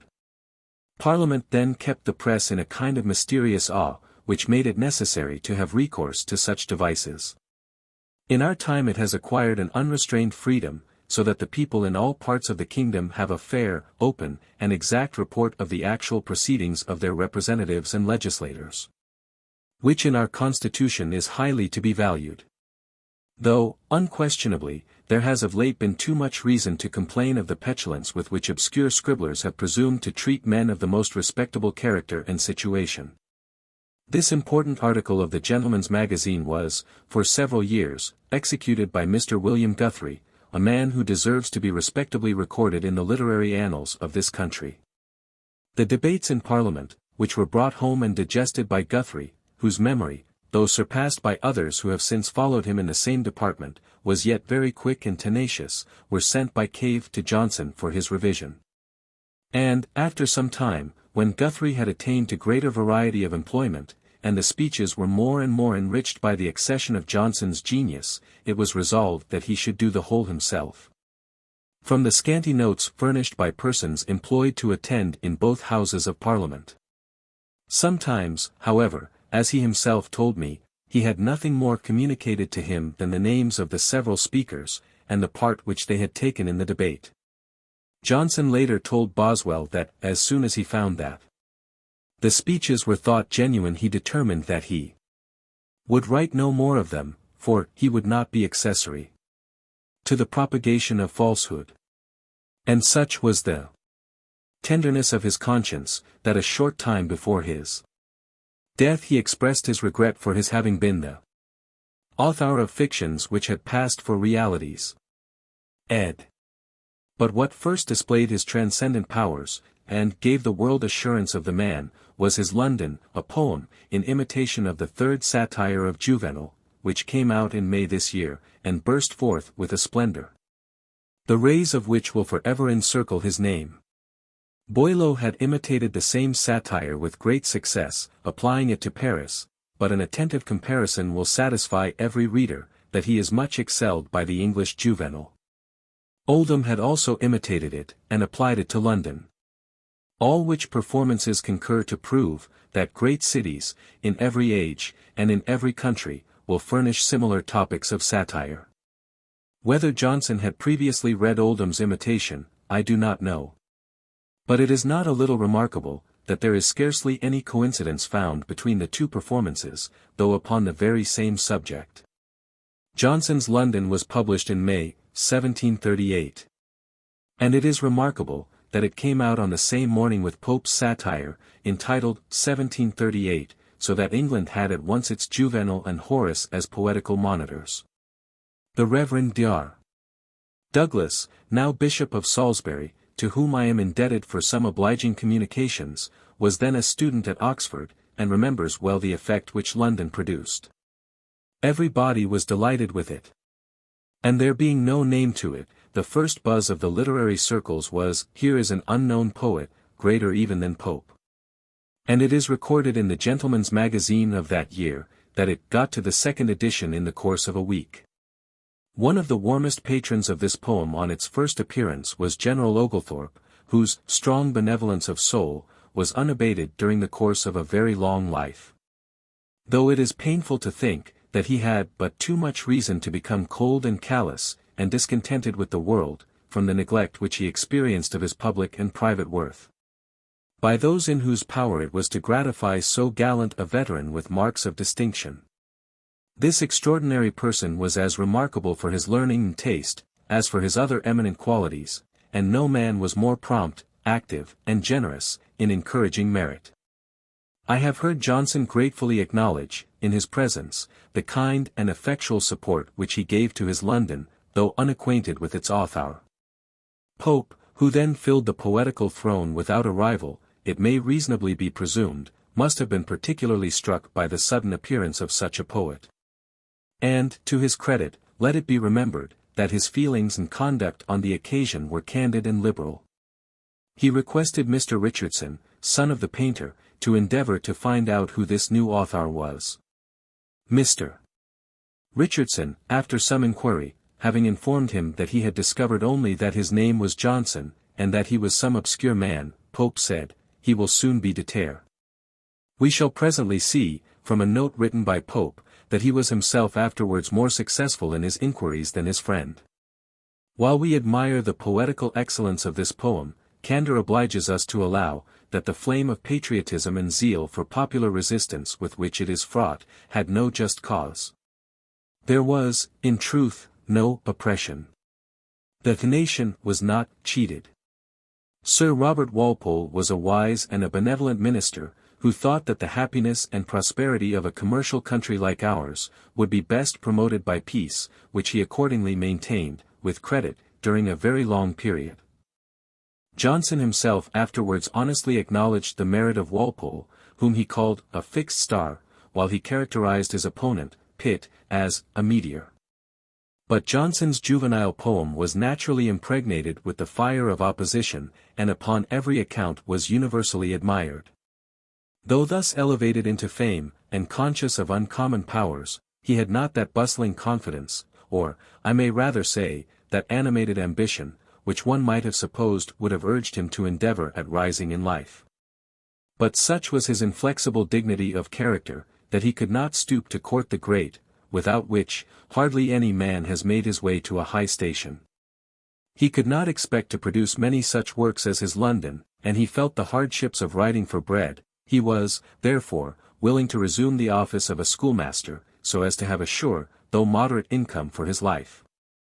And an offer being made to him of the mastership of a school, provided he could obtain the degree of Master of Arts, Dr. Adams was applied to, by a common friend, to know whether that could be granted him as a favour from the University of Oxford. But though he had made such a figure in the literary world, it was then thought too great a favour to be asked. Pope, without any knowledge of him but from his London, recommended him to Earl Gower, who endeavoured to procure for him a degree from Dublin. It was, perhaps, no small disappointment to Johnson that this respectable application had not the desired effect. Yet how much reason has there been, both for himself and his country, to rejoice that it did not succeed, as he might probably have wasted in obscurity those hours in which he afterwards produced his incomparable works. About this time he made one other effort to emancipate himself from the drudgery of authorship. He applied to Dr. Adams, to consult Dr. Smallbroke of the Commons, whether a person might be permitted to practice as an advocate there, without a doctor's degree in civil law. I am, said he, a total stranger to these studies. But whatever is a profession, and maintains numbers, must be within the reach of common abilities, and some degree of industry. Dr. Adams was much pleased with Johnson's design to employ his talents in that manner, being confident he would have attained to great eminence. As Mr. Pope's note concerning Johnson, alluded to in a former page, refers both to his London, and his Marmor Norfolciense, I have deferred inserting it till now. I am indebted for it to Dr. Percy, the Bishop of Dromore, who permitted me to copy it from the original in his possession. It was presented to his lordship by Sir Joshua Reynolds, to whom it was given by the son of Mr. Richardson the painter, the person to whom it is addressed. I have transcribed it with minute exactness, that the peculiar mode of writing, and imperfect spelling of that celebrated poet, may be exhibited to the curious in literature. It justifies Swift's epithet of paper-sparing Pope, for it is written on a slip no larger than a common message card, and was sent to Mr. Richardson, along with the imitation of Juvenal. This is imitated by one Johnson who put in for a public school in Shropshire, but was disappointed. He has an infirmity of the convulsive kind, that attacks him sometimes, so as to make him a sad spectacle. Mr. P.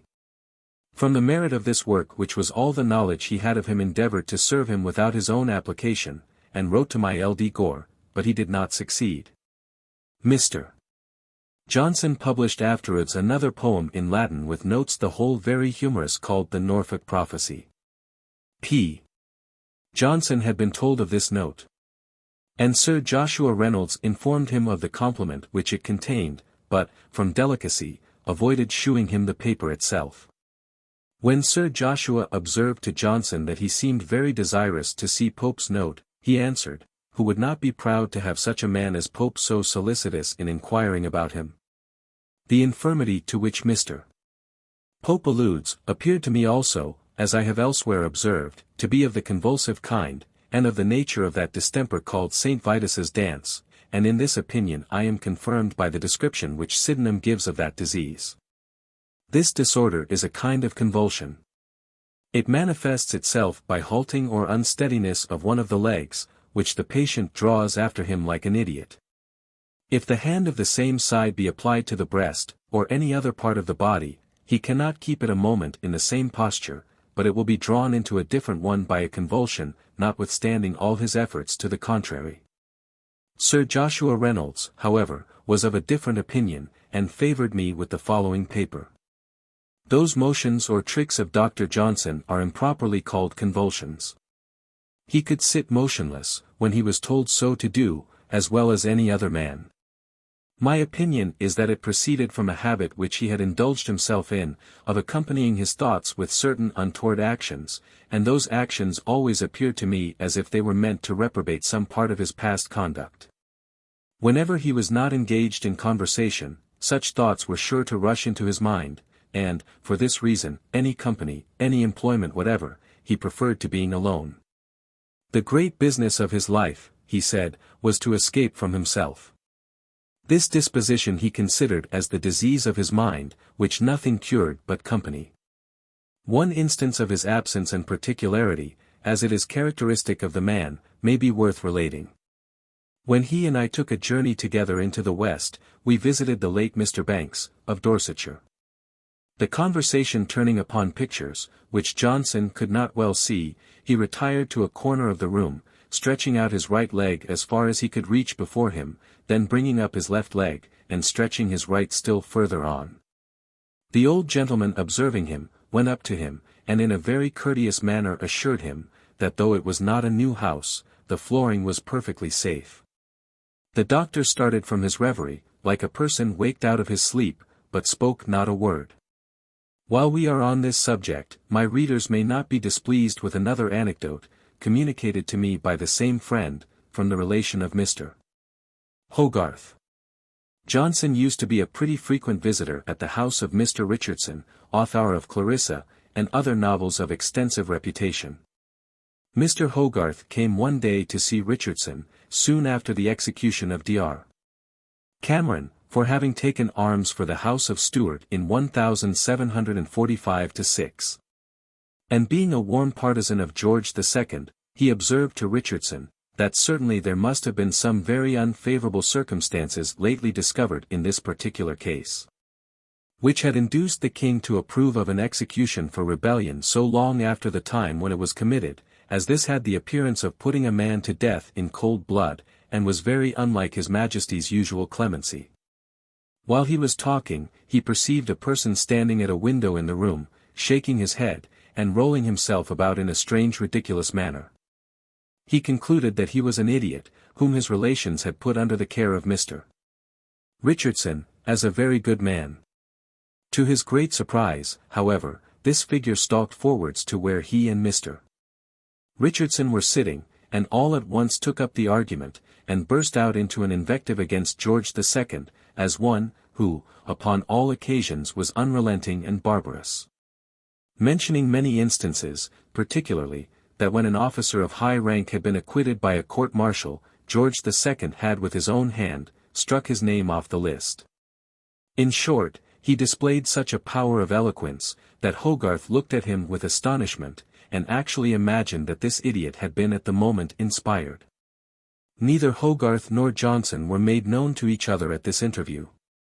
1740, Itot. 31. In 1740 he wrote for the Gentleman's Magazine the preface, Life of Sir Francis Drake, and the first parts of those of Admiral Blake, and of Philip Bertier, both which he finished the following year. He also wrote an essay on epitaphs, and an epitaph on Phillips, a musician, which was afterwards published with some other pieces of his, in Mrs. Williams's Miscellanies. This epitaph is so exquisitely beautiful, that I remember even Lord Kames, strangely prejudiced as he was against Dr. Johnson, was compelled to allow it very high praise. It has been ascribed to Mr. Garrick, from its appearing at first with the signature G, but I have heard Mr. Garrick declare, that it was written by Dr. Johnson, and give the following account of the manner in which it was composed. Johnson and he were sitting together. When, amongst other things, Garrick repeated an epitaph upon this Phillips by a Dr. Wilkes, in these words. Exalted soul! Whose harmony could please the love-sick virgin, and the gouty ease could jarring discord, like Amphion, move to beauteous order and harmonious love. Rest here in peace, till angels bid thee rise, and meet thy blessed Saviour in the skies. Johnson shook his head at these commonplace funereal lines, and said to Garrick, I think, Davy, I can make a better. Then, stirring about his tea for a little while, in a state of meditation, he almost extempore produced the following verses. Phillips, whose touch harmonious could remove the pangs of guilty power or hapless love. Rest here, distressed by poverty no more. Here find that calm thou gav'st so oft before. Sleep, undisturbed, within this peaceful shrine, till angels wake thee with a note like thine. 1742, Itot. 33, in 1742 he wrote. Proposals for printing Bibliotheca Harleiana, or a catalogue of the library of the Earl of Oxford. He was employed in this business by Mr. Thomas Osborne the bookseller, who purchased the library for 13,000L, a sum which Mr. Oldys says, in one of his manuscripts, was not more than the binding of the books had cost, yet, as Dr. Johnson assured me, the slowness of the sale was such, that there was not much gained by it. It has been confidently related, with many embellishments, that Johnson one day knocked Osborne down in his shop, with a folio, and put his foot upon his neck. The simple truth I had from Johnson himself. Sir, he was impertinent to me, and I beat him. But it was not in his shop, it was in my own chamber. 1744, Itot. 35, he produced one work this year, fully sufficient to maintain the high reputation which he had acquired. This was the life of Richard Savage, a man, of whom it is difficult to speak impartially, without wondering that he was for some time the intimate companion of Johnson. For his character was marked by profligacy, insolence, and ingratitude, yet, as he undoubtedly had a warm and vigorous, though unregulated mind, had seen life in all its varieties, and been much in the company of the statesmen and wits of his time. He could communicate to Johnson an abundant supply of such materials as his philosophical curiosity most eagerly desired. And as Savage's misfortunes and misconduct had reduced him to the lowest state of wretchedness as a writer for bread, his visits to St. John's Gate naturally brought Johnson and him together. It is melancholy to reflect, that Johnson and Savage were sometimes in such extreme indigence, that they could not pay for a lodging, so that they have wandered together whole nights in the streets. Yet in these almost incredible scenes of distress, we may suppose that Savage mentioned many of the anecdotes with which Johnson afterwards enriched the life of his unhappy companion, and those of other poets. Soon after Savage's life was published, Mr. Hart dined with Edward Cave, and occasionally praised it. Soon after meeting him, Cave said, "You made a man very happy t'other day." "How could that be?" says Hart. "Nobody was there but ourselves." Cave answered, by reminding him that a plate of victuals was sent behind a screen, which was to Johnson, dressed so shabbily, that he did not choose to appear. But on hearing the conversation, was highly delighted with the encomiums on his book, Malone. He told Sir Joshua Reynolds, that one night in particular, when Savage and he walked round St. James's Square for want of a lodging, they were not at all depressed by their situation, but in high spirits and brimful of patriotism, traversed the square for several hours, inveighed against the minister, and resolved they would stand by their country.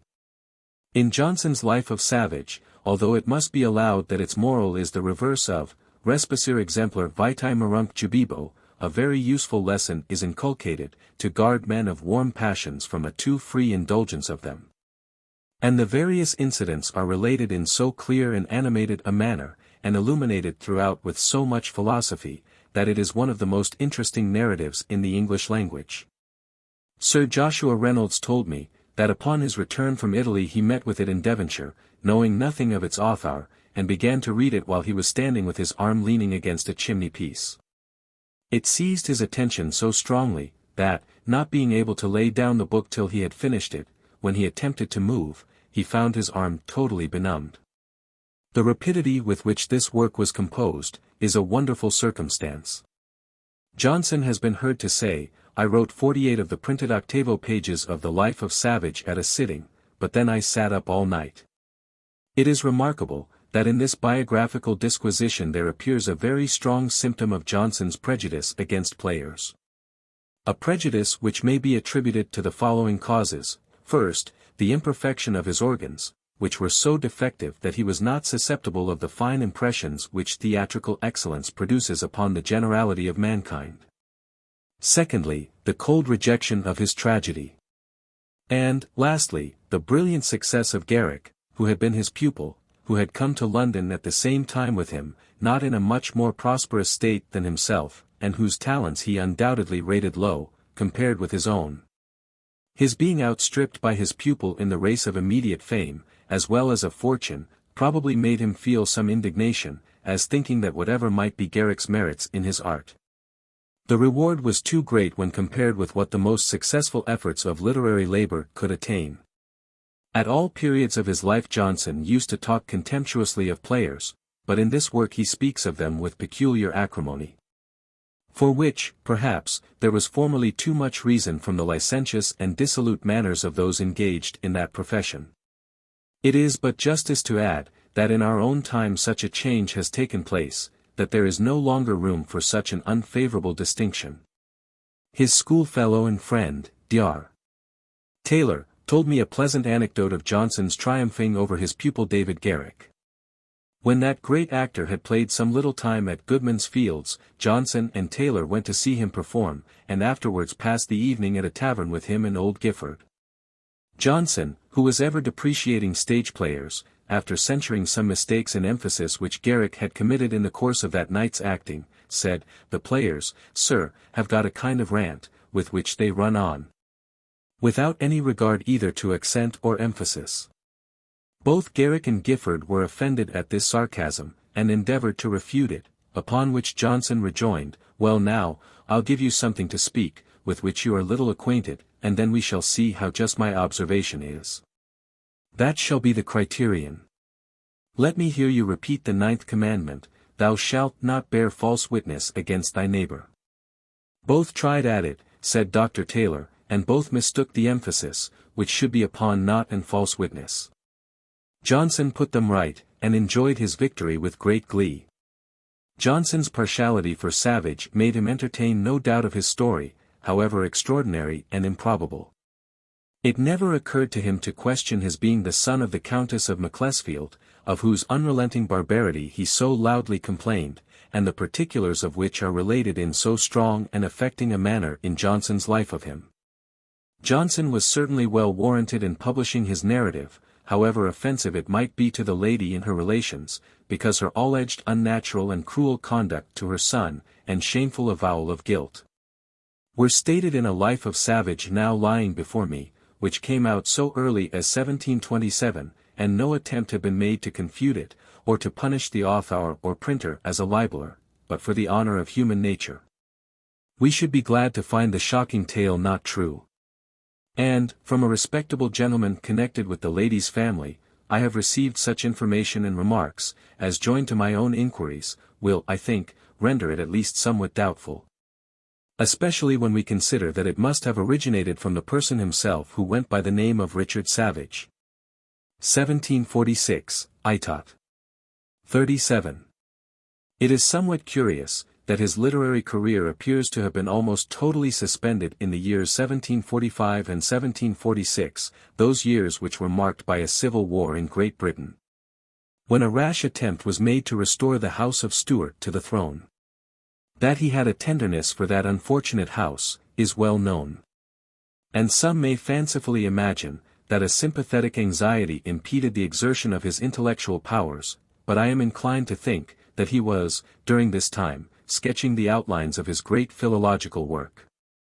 1747, Itot. 38. This year his old pupil and friend, David Garrick, having become joint patentee and manager of Drury Lane Theatre, Johnson honoured his opening of it with a prologue, which for just and manly dramatic criticism on the whole range of the English stage, as well as for poetical excellence, is unrivalled. Like the celebrated epilogue to The Distressed Mother, it was, during the season, often called for by the audience. But the year 1747 is distinguished as the epoch, when Johnson's arduous and important work, his Dictionary of the English Language, was announced to the world, by the publication of its plan or prospectus. How long this immense undertaking had been the object of his contemplation, I do not know. I once asked him by what means he had attained to that astonishing knowledge of our language, by which he was enabled to realize a design of such extent, and accumulated difficulty. He told me, that it was not the effect of particular study, but that it had grown up in his mind insensibly. I have been informed by Mr. James Dodsley, that several years before this period, when Johnson was one day sitting in his brother Robert's shop, he heard his brother suggest to him that a dictionary of the English language would be a work that would be well received by the public. That Johnson seemed at first to catch at the proposition, but, after a pause, said, in his abrupt decisive manner, I believe I shall not undertake it.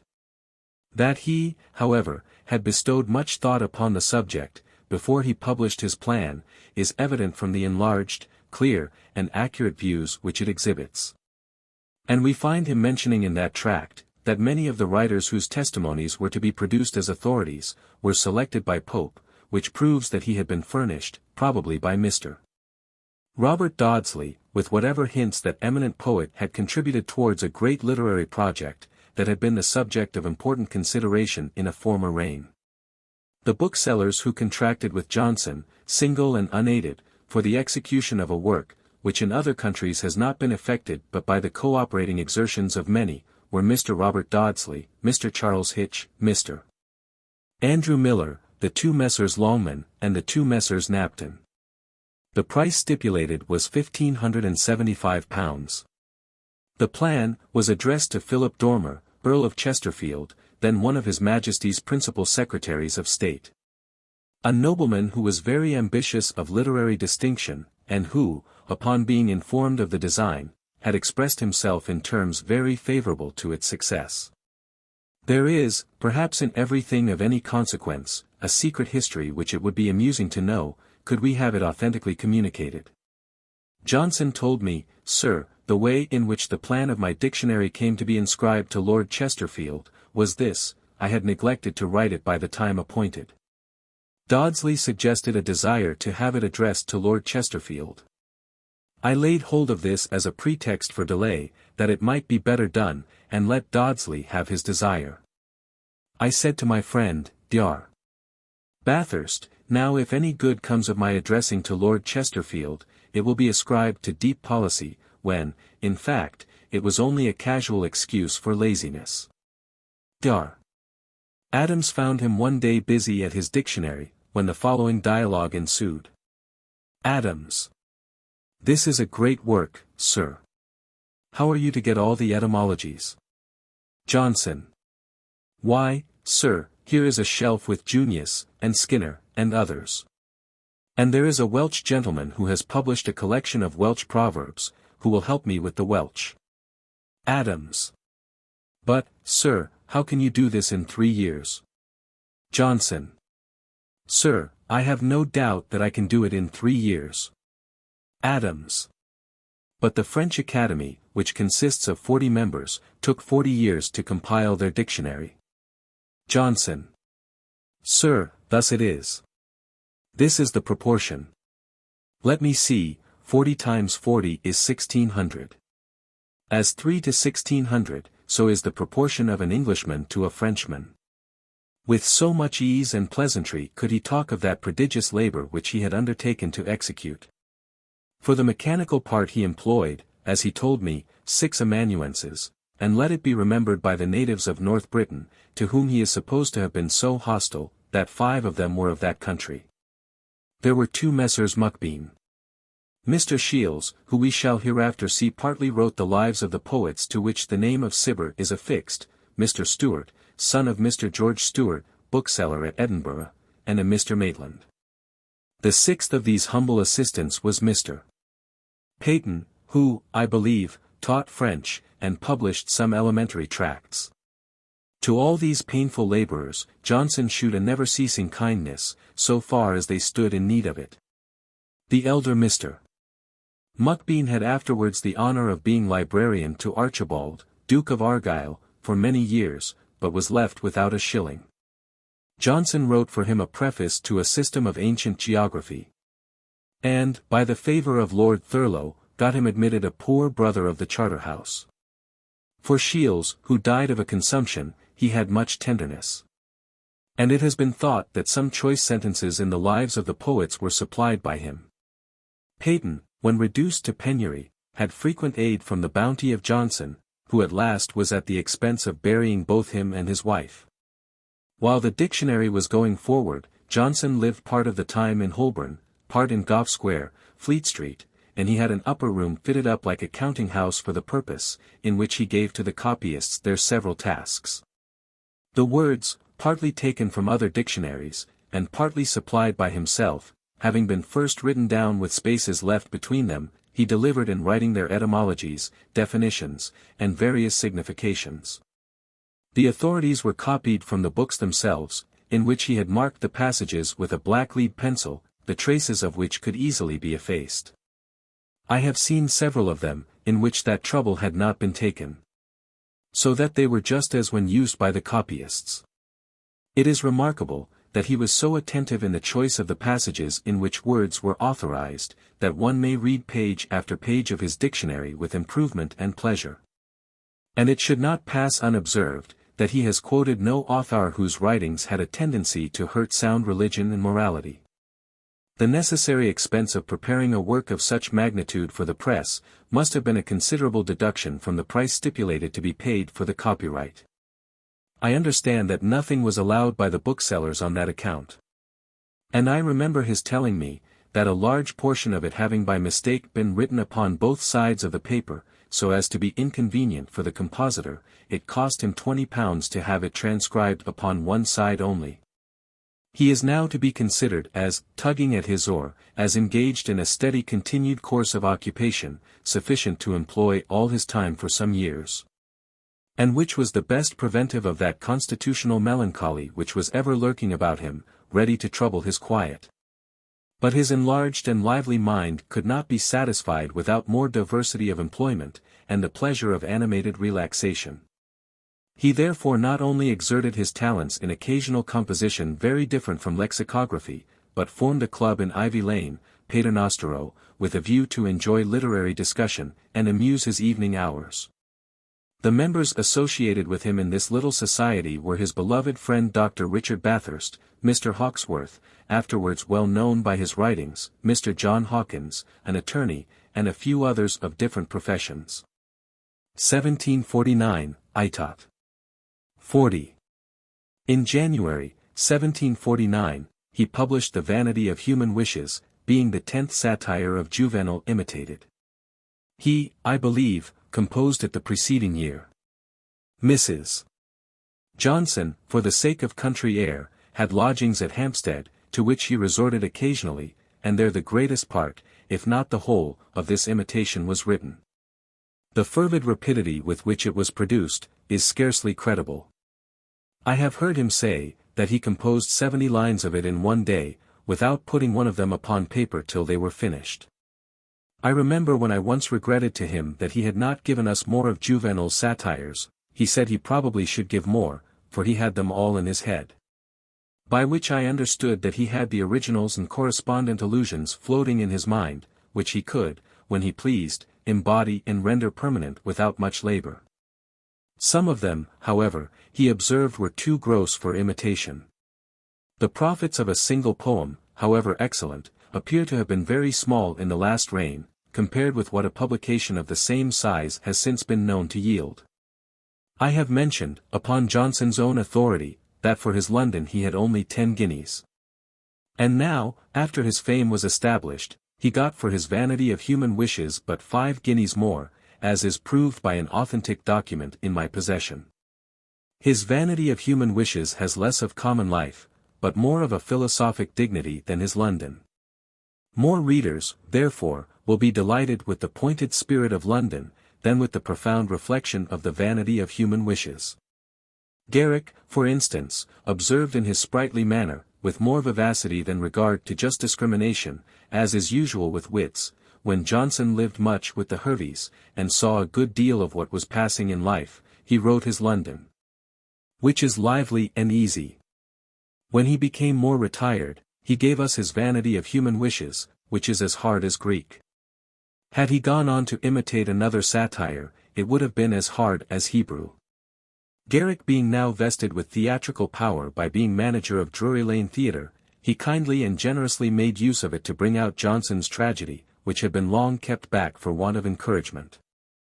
But in this benevolent purpose he met with no small difficulty from the temper of Johnson, which could not brook that a drama which he had formed with much study, and had been obliged to keep more than the 9 years of Horace, should be revised and altered at the pleasure of an actor. Yet Garrick knew well, that without some alterations it would not be fit for the stage. A violent dispute having ensued between them, Garrick applied to the Reverend Dr. Taylor to interpose. Johnson was at first very obstinate. "Sir," said he, "the fellow wants me to make Mahomet run mad, that he may have an opportunity of tossing his hands and kicking his heels." He was, however, at last, with difficulty, prevailed on to comply with Garrick's wishes, so as to allow of some changes, but still there were not enough. Dr. Adams was present the first night of the representation of Irene, and gave me the following account. Before the curtain drew up, there were catcalls whistling, which alarmed Johnson's friends. The prologue, which was written by himself in a manly strain, soothed the audience, and the play went off tolerably, till it came to the conclusion, when Mrs. Pritchard, the heroine of the piece, was to be strangled upon the stage, and was to speak 2 lines with the bowstring round her neck. The audience cried out, "Murder! Murder!" She several times attempted to speak, but in vain. At last she was obliged to go off the stage alive. This passage was afterward struck out, and she was carried off to be put to death behind the scenes, as the play now has it. The epilogue, as Johnson informed me, was written by Sir William Young. I know not how his play came to be thus graced by the pen of a person then so eminent in the political world. Notwithstanding all the support of such performers as Garrick, Barry, Mrs. Cibber, Mrs. Pritchard, and every advantage of dress and decoration, the tragedy of Irene did not please the public. Mr. Garrick's zeal carried it through for 9 nights, so that the author had his 3 nights' profits. And from a receipt signed by him, now in the hands of Mr. James Dodsley, it appears that his friend Mr. Robert Dodsley gave him £100 for the copy, with his usual reservation of the right of one edition. When asked how he felt upon the ill success of his tragedy, he replied, like the monument, meaning that he continued firm and unmoved as that column.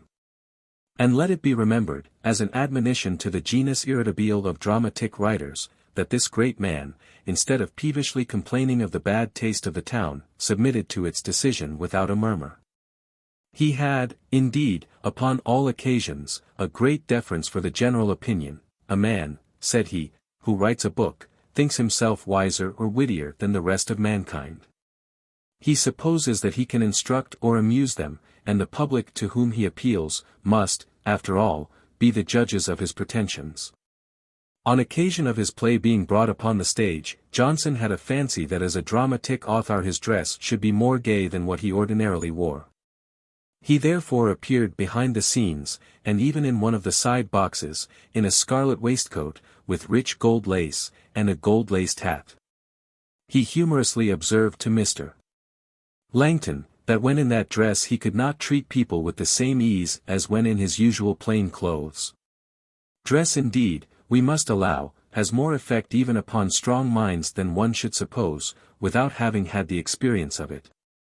His necessary attendance while his play was in rehearsal, and during its performance, brought him acquainted with many of the performers of both sexes, which produced a more favorable opinion of their profession than he had harshly expressed in his Life of Savage.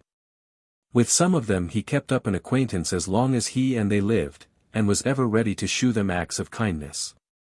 He for a considerable time used to frequent the green room, and seemed to take delight in dissipating his gloom, by mixing in the sprightly chit-chat of the motley circle then to be found there. Mr. David Hume related to me from Mr.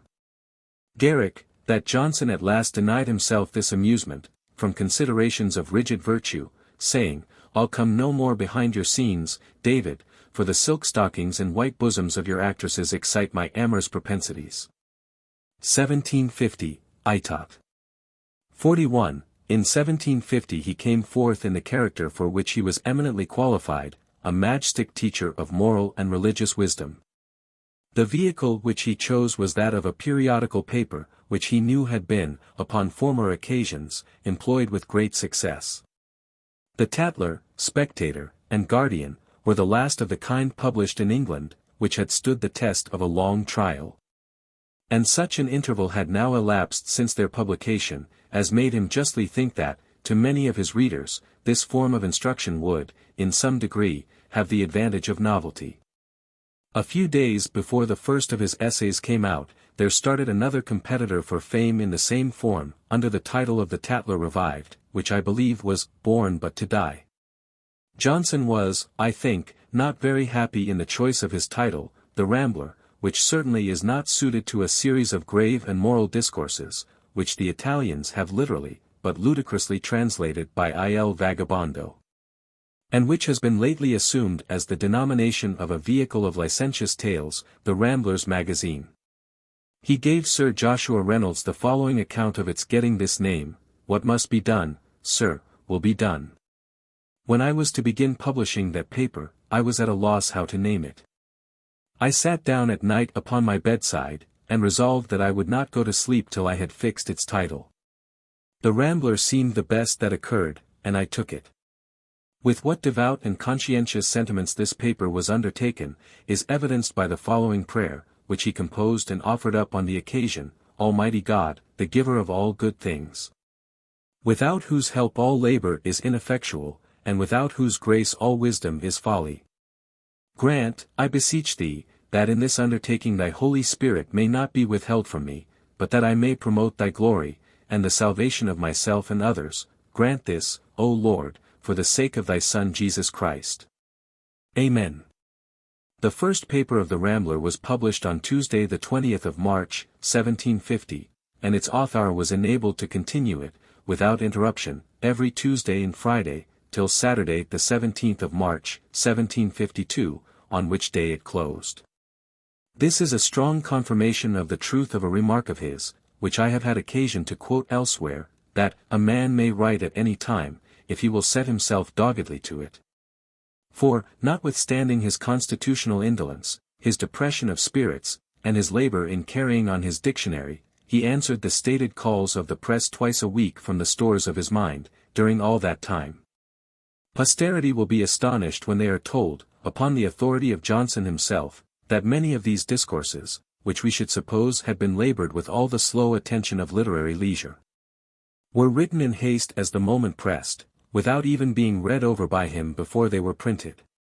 It can be accounted for only in this way: that by reading and meditation, and a very close inspection of life, he had accumulated a great fund of miscellaneous knowledge, which, by a peculiar promptitude of mind, was ever ready at his call, and which he had constantly accustomed himself to clothe in the most apt and energetic expression.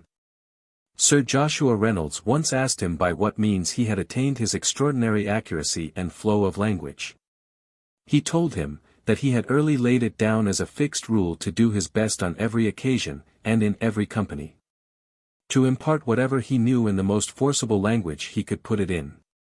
And that by constant practice, and never suffering any careless expressions to escape him, or attempting to deliver his thoughts without arranging them in the clearest manner, it became habitual to him. As the Rambler was entirely the work of one man, there was, of course, such a uniformity in its texture, as very much to exclude the charm of variety. And the grave and often solemn cast of thinking, which distinguished it from other periodical papers, made it, for some time, not generally liked. So slowly did this excellent work, of which 12 editions have now issued from the press, gain upon the world at large, that even in the closing number the author says, "I have never been much a favorite of the public." Johnson told me, with an amiable fondness, a little pleasing circumstance relative to this work. Mrs. Johnson, in whose judgment and taste he had great confidence, said to him, after a few numbers of the Rambler had come out, "I thought very well of you before, but I did not imagine you could have written anything equal to this." Distant praise, from whatever quarter, is not so delightful as that of a wife whom a man loves and esteems. Her approbation may be said to come home to his bosom, and being so near, its effect is most sensible and permanent. Mr.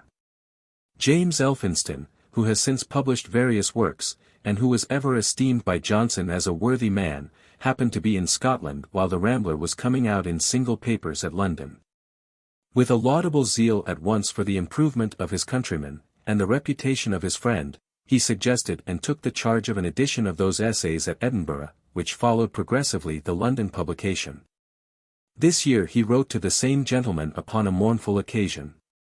To Martha James Elphinston. September 25, 1750. Dear Sir, you have, as I find by every kind of evidence, lost an excellent mother. And I hope you will not think me incapable of partaking of your grief. I have a mother, now 82 years of age, whom, therefore, I must soon lose, unless it please God that she rather should mourn for me.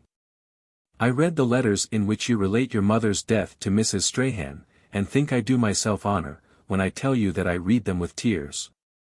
But tears are neither to you nor to me of any further use, when once the tribute of nature has been paid. The business of life summons us away from useless grief, and calls us to the exercise of those virtues of which we are lamenting our deprivation. The greatest benefit which one friend can confer upon another, is to guard, and excite, and elevate his virtues. This your mother will still perform, if you diligently preserve the memory of her life, and of her death, a life, so far as I can learn, useful, wise, and innocent, and a death resigned, peaceful, and holy. I cannot forbear to mention, that neither reason nor revelation denies you to hope, that you may increase her happiness by obeying her precepts. And that she may, in her present state, look with pleasure upon every act of virtue to which her instructions or example have contributed. Whether this be more than a pleasing dream, or a just opinion of separate spirits, is, indeed, of no great importance to us, when we consider ourselves as acting under the eye of God, yet, surely, there is something pleasing in the belief that our separation from those whom we love is merely corporeal. And it may be a great incitement to virtuous friendship, if it can be made probable, that that union that has received the divine approbation shall continue to eternity. There is one expedient by which you may, in some degree, continue her presence. If you write down minutely what you remember of her from your earliest years, you will read it with great pleasure, and receive from it many hints of soothing recollection, when time shall remove her yet farther from you. And your grief shall be matured to veneration. To this, however painful for the present, I cannot but advise you, as to a source of comfort and satisfaction in the time to come. For all comfort and all satisfaction is sincerely wished you by, dear sir, your most obliged, most obedient, and most humble servant, Sam Johnson. The Rambler has increased in fame as in age. Soon after its first folio edition was concluded, it was published in 6 duodecimo volumes, and its author lived to see 10 numerous editions of it in London, beside those of Ireland and Scotland. The style of Johnson was, undoubtedly, much formed upon that of the great writers in the last century, Hooker, Bacon, Sanderson, Hakewell, and others. Those giants, as they were well characterized by a great personage, whose authority, were I to name him, would stamp a reverence on the opinion. Johnson assured me, that he had not taken upon him to add more than 4 or 5 words to the English language, of his own formation. And he was very much offended at the general license, by no means modestly taken in his time not only to coin new words, but to use many words in senses quite different from their established meaning, and those frequently very fantastical. Sir Thomas Browne, whose Life Johnson wrote, was remarkably fond of Anglo-Latin diction, and to his example we are to ascribe Johnson sometimes indulging himself in this kind of phraseology. Johnson's comprehension of mind was the mold for his language. Had his conceptions been narrower, his expression would have been easier. His sentences have a dignified march. And it is certain, that his example has given a general elevation to the language of his country, for many of our best writers have approached very near to him. And, from the influence which he has had upon our composition, scarcely anything is written now that is not better expressed than was usual before he appeared to lead the national taste. Though the Rambler was not concluded till the year 1752, I shall, under this year, say all that I have to observe upon it. Some of the translations of the mottos by himself are admirably done. He acknowledges to have received elegant translations of many of them from Mr. James Elphinston, and some are very happily translated by a Mr. F. Lewis, of whom I never heard more, except that Johnson thus described him to Mr. Malone: "Sir, he lived in London, and hung loose upon society. His just abhorrence of Milton's political notions was ever strong. But this did not prevent his warm admiration of Milton's great poetical merit, to which he has done illustrious justice, beyond all who have written upon the subject. And this year he not only wrote a prologue which was spoken by Mr. Garrick before the acting of Comus at Drury Lane Theatre, for the benefit of Milton's granddaughter, but took a very zealous interest in the success of the charity." 1751, Itot. 42. In 1751 we are to consider him as carrying on both his Dictionary and Rambler. Though Johnson's circumstances were at this time far from being easy, his humane and charitable disposition was constantly exerting itself. Mrs. Anna Williams, daughter of a very ingenious Welsh physician, and a woman of more than ordinary talents and literature, having come to London in hopes of being cured of a cataract in both her eyes, which afterwards ended in total blindness, was kindly received as a constant visitor at his house while Mrs. Johnson lived. And after her death, having come under his roof in order to have an operation upon her eyes performed with more comfort to her than in lodgings, she had an apartment from him during the rest of her life, at all times when he had a house. 1752, Itot. 43. In 1752 he was almost entirely occupied with his dictionary. The last paper of his Rambler was published March 2, this year, after which, there was a cessation for some time of any exertion of his talents as an essayist. But, in the same year, Dr. Hawkesworth, who was his warm admirer, and a studious imitator of his style, and then lived in great intimacy with him, began a periodical paper, entitled The Adventurer, in connection with other gentlemen, one of whom was Johnson's much beloved friend, Dr. Bathurst, and, without doubt, they received many valuable hints from his conversation, most of his friends having been so assisted in the course of their works. That there should be a suspension of his literary labors during a part of the year 1752, will not seem strange, when it is considered that soon after closing his Rambler, he suffered a loss which, there can be no doubt, affected him with the deepest distress. For on the 17th of March, O.S., his wife died. The following very solemn and affecting prayer was found after Dr. Johnson's decease, by his servant, Mr. Francis Barber, who delivered it to my worthy friend the Reverend Mr. Strahan, Vicar of Islington, who at my earnest request has obligingly favoured me with a copy of it, which he and I compared with the original. April 26, 1752, being after 12 at night of the 25th.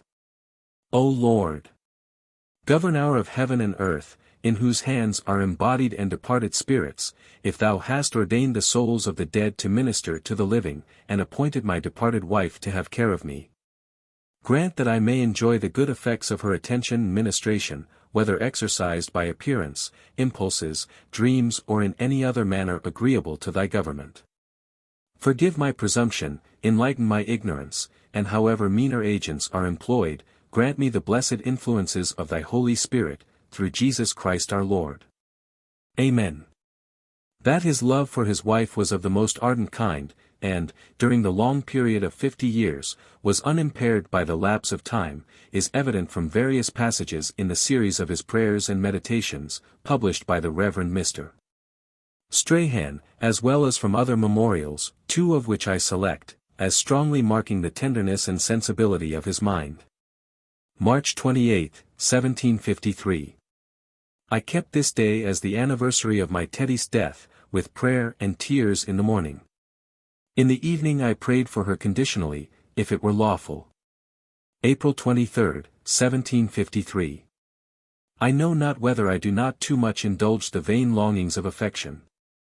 But I hope they intenerate my heart, and that when I die like my Teddy, this affection will be acknowledged in a happy interview, and that in the meantime I am incited by it to piety. I will, however, not deviate too much from common and received methods of devotion. Her wedding ring, when she became his wife, was, after her death, preserved by him, as long as he lived, with an affectionate care, in a little round wooden box, in the inside of which he pasted a slip of paper. Thus inscribed by him in fair characters, as follows. Ehue. Elise. Johnson. Nupta July 9, 1736. Mortua, Ehue. Mart.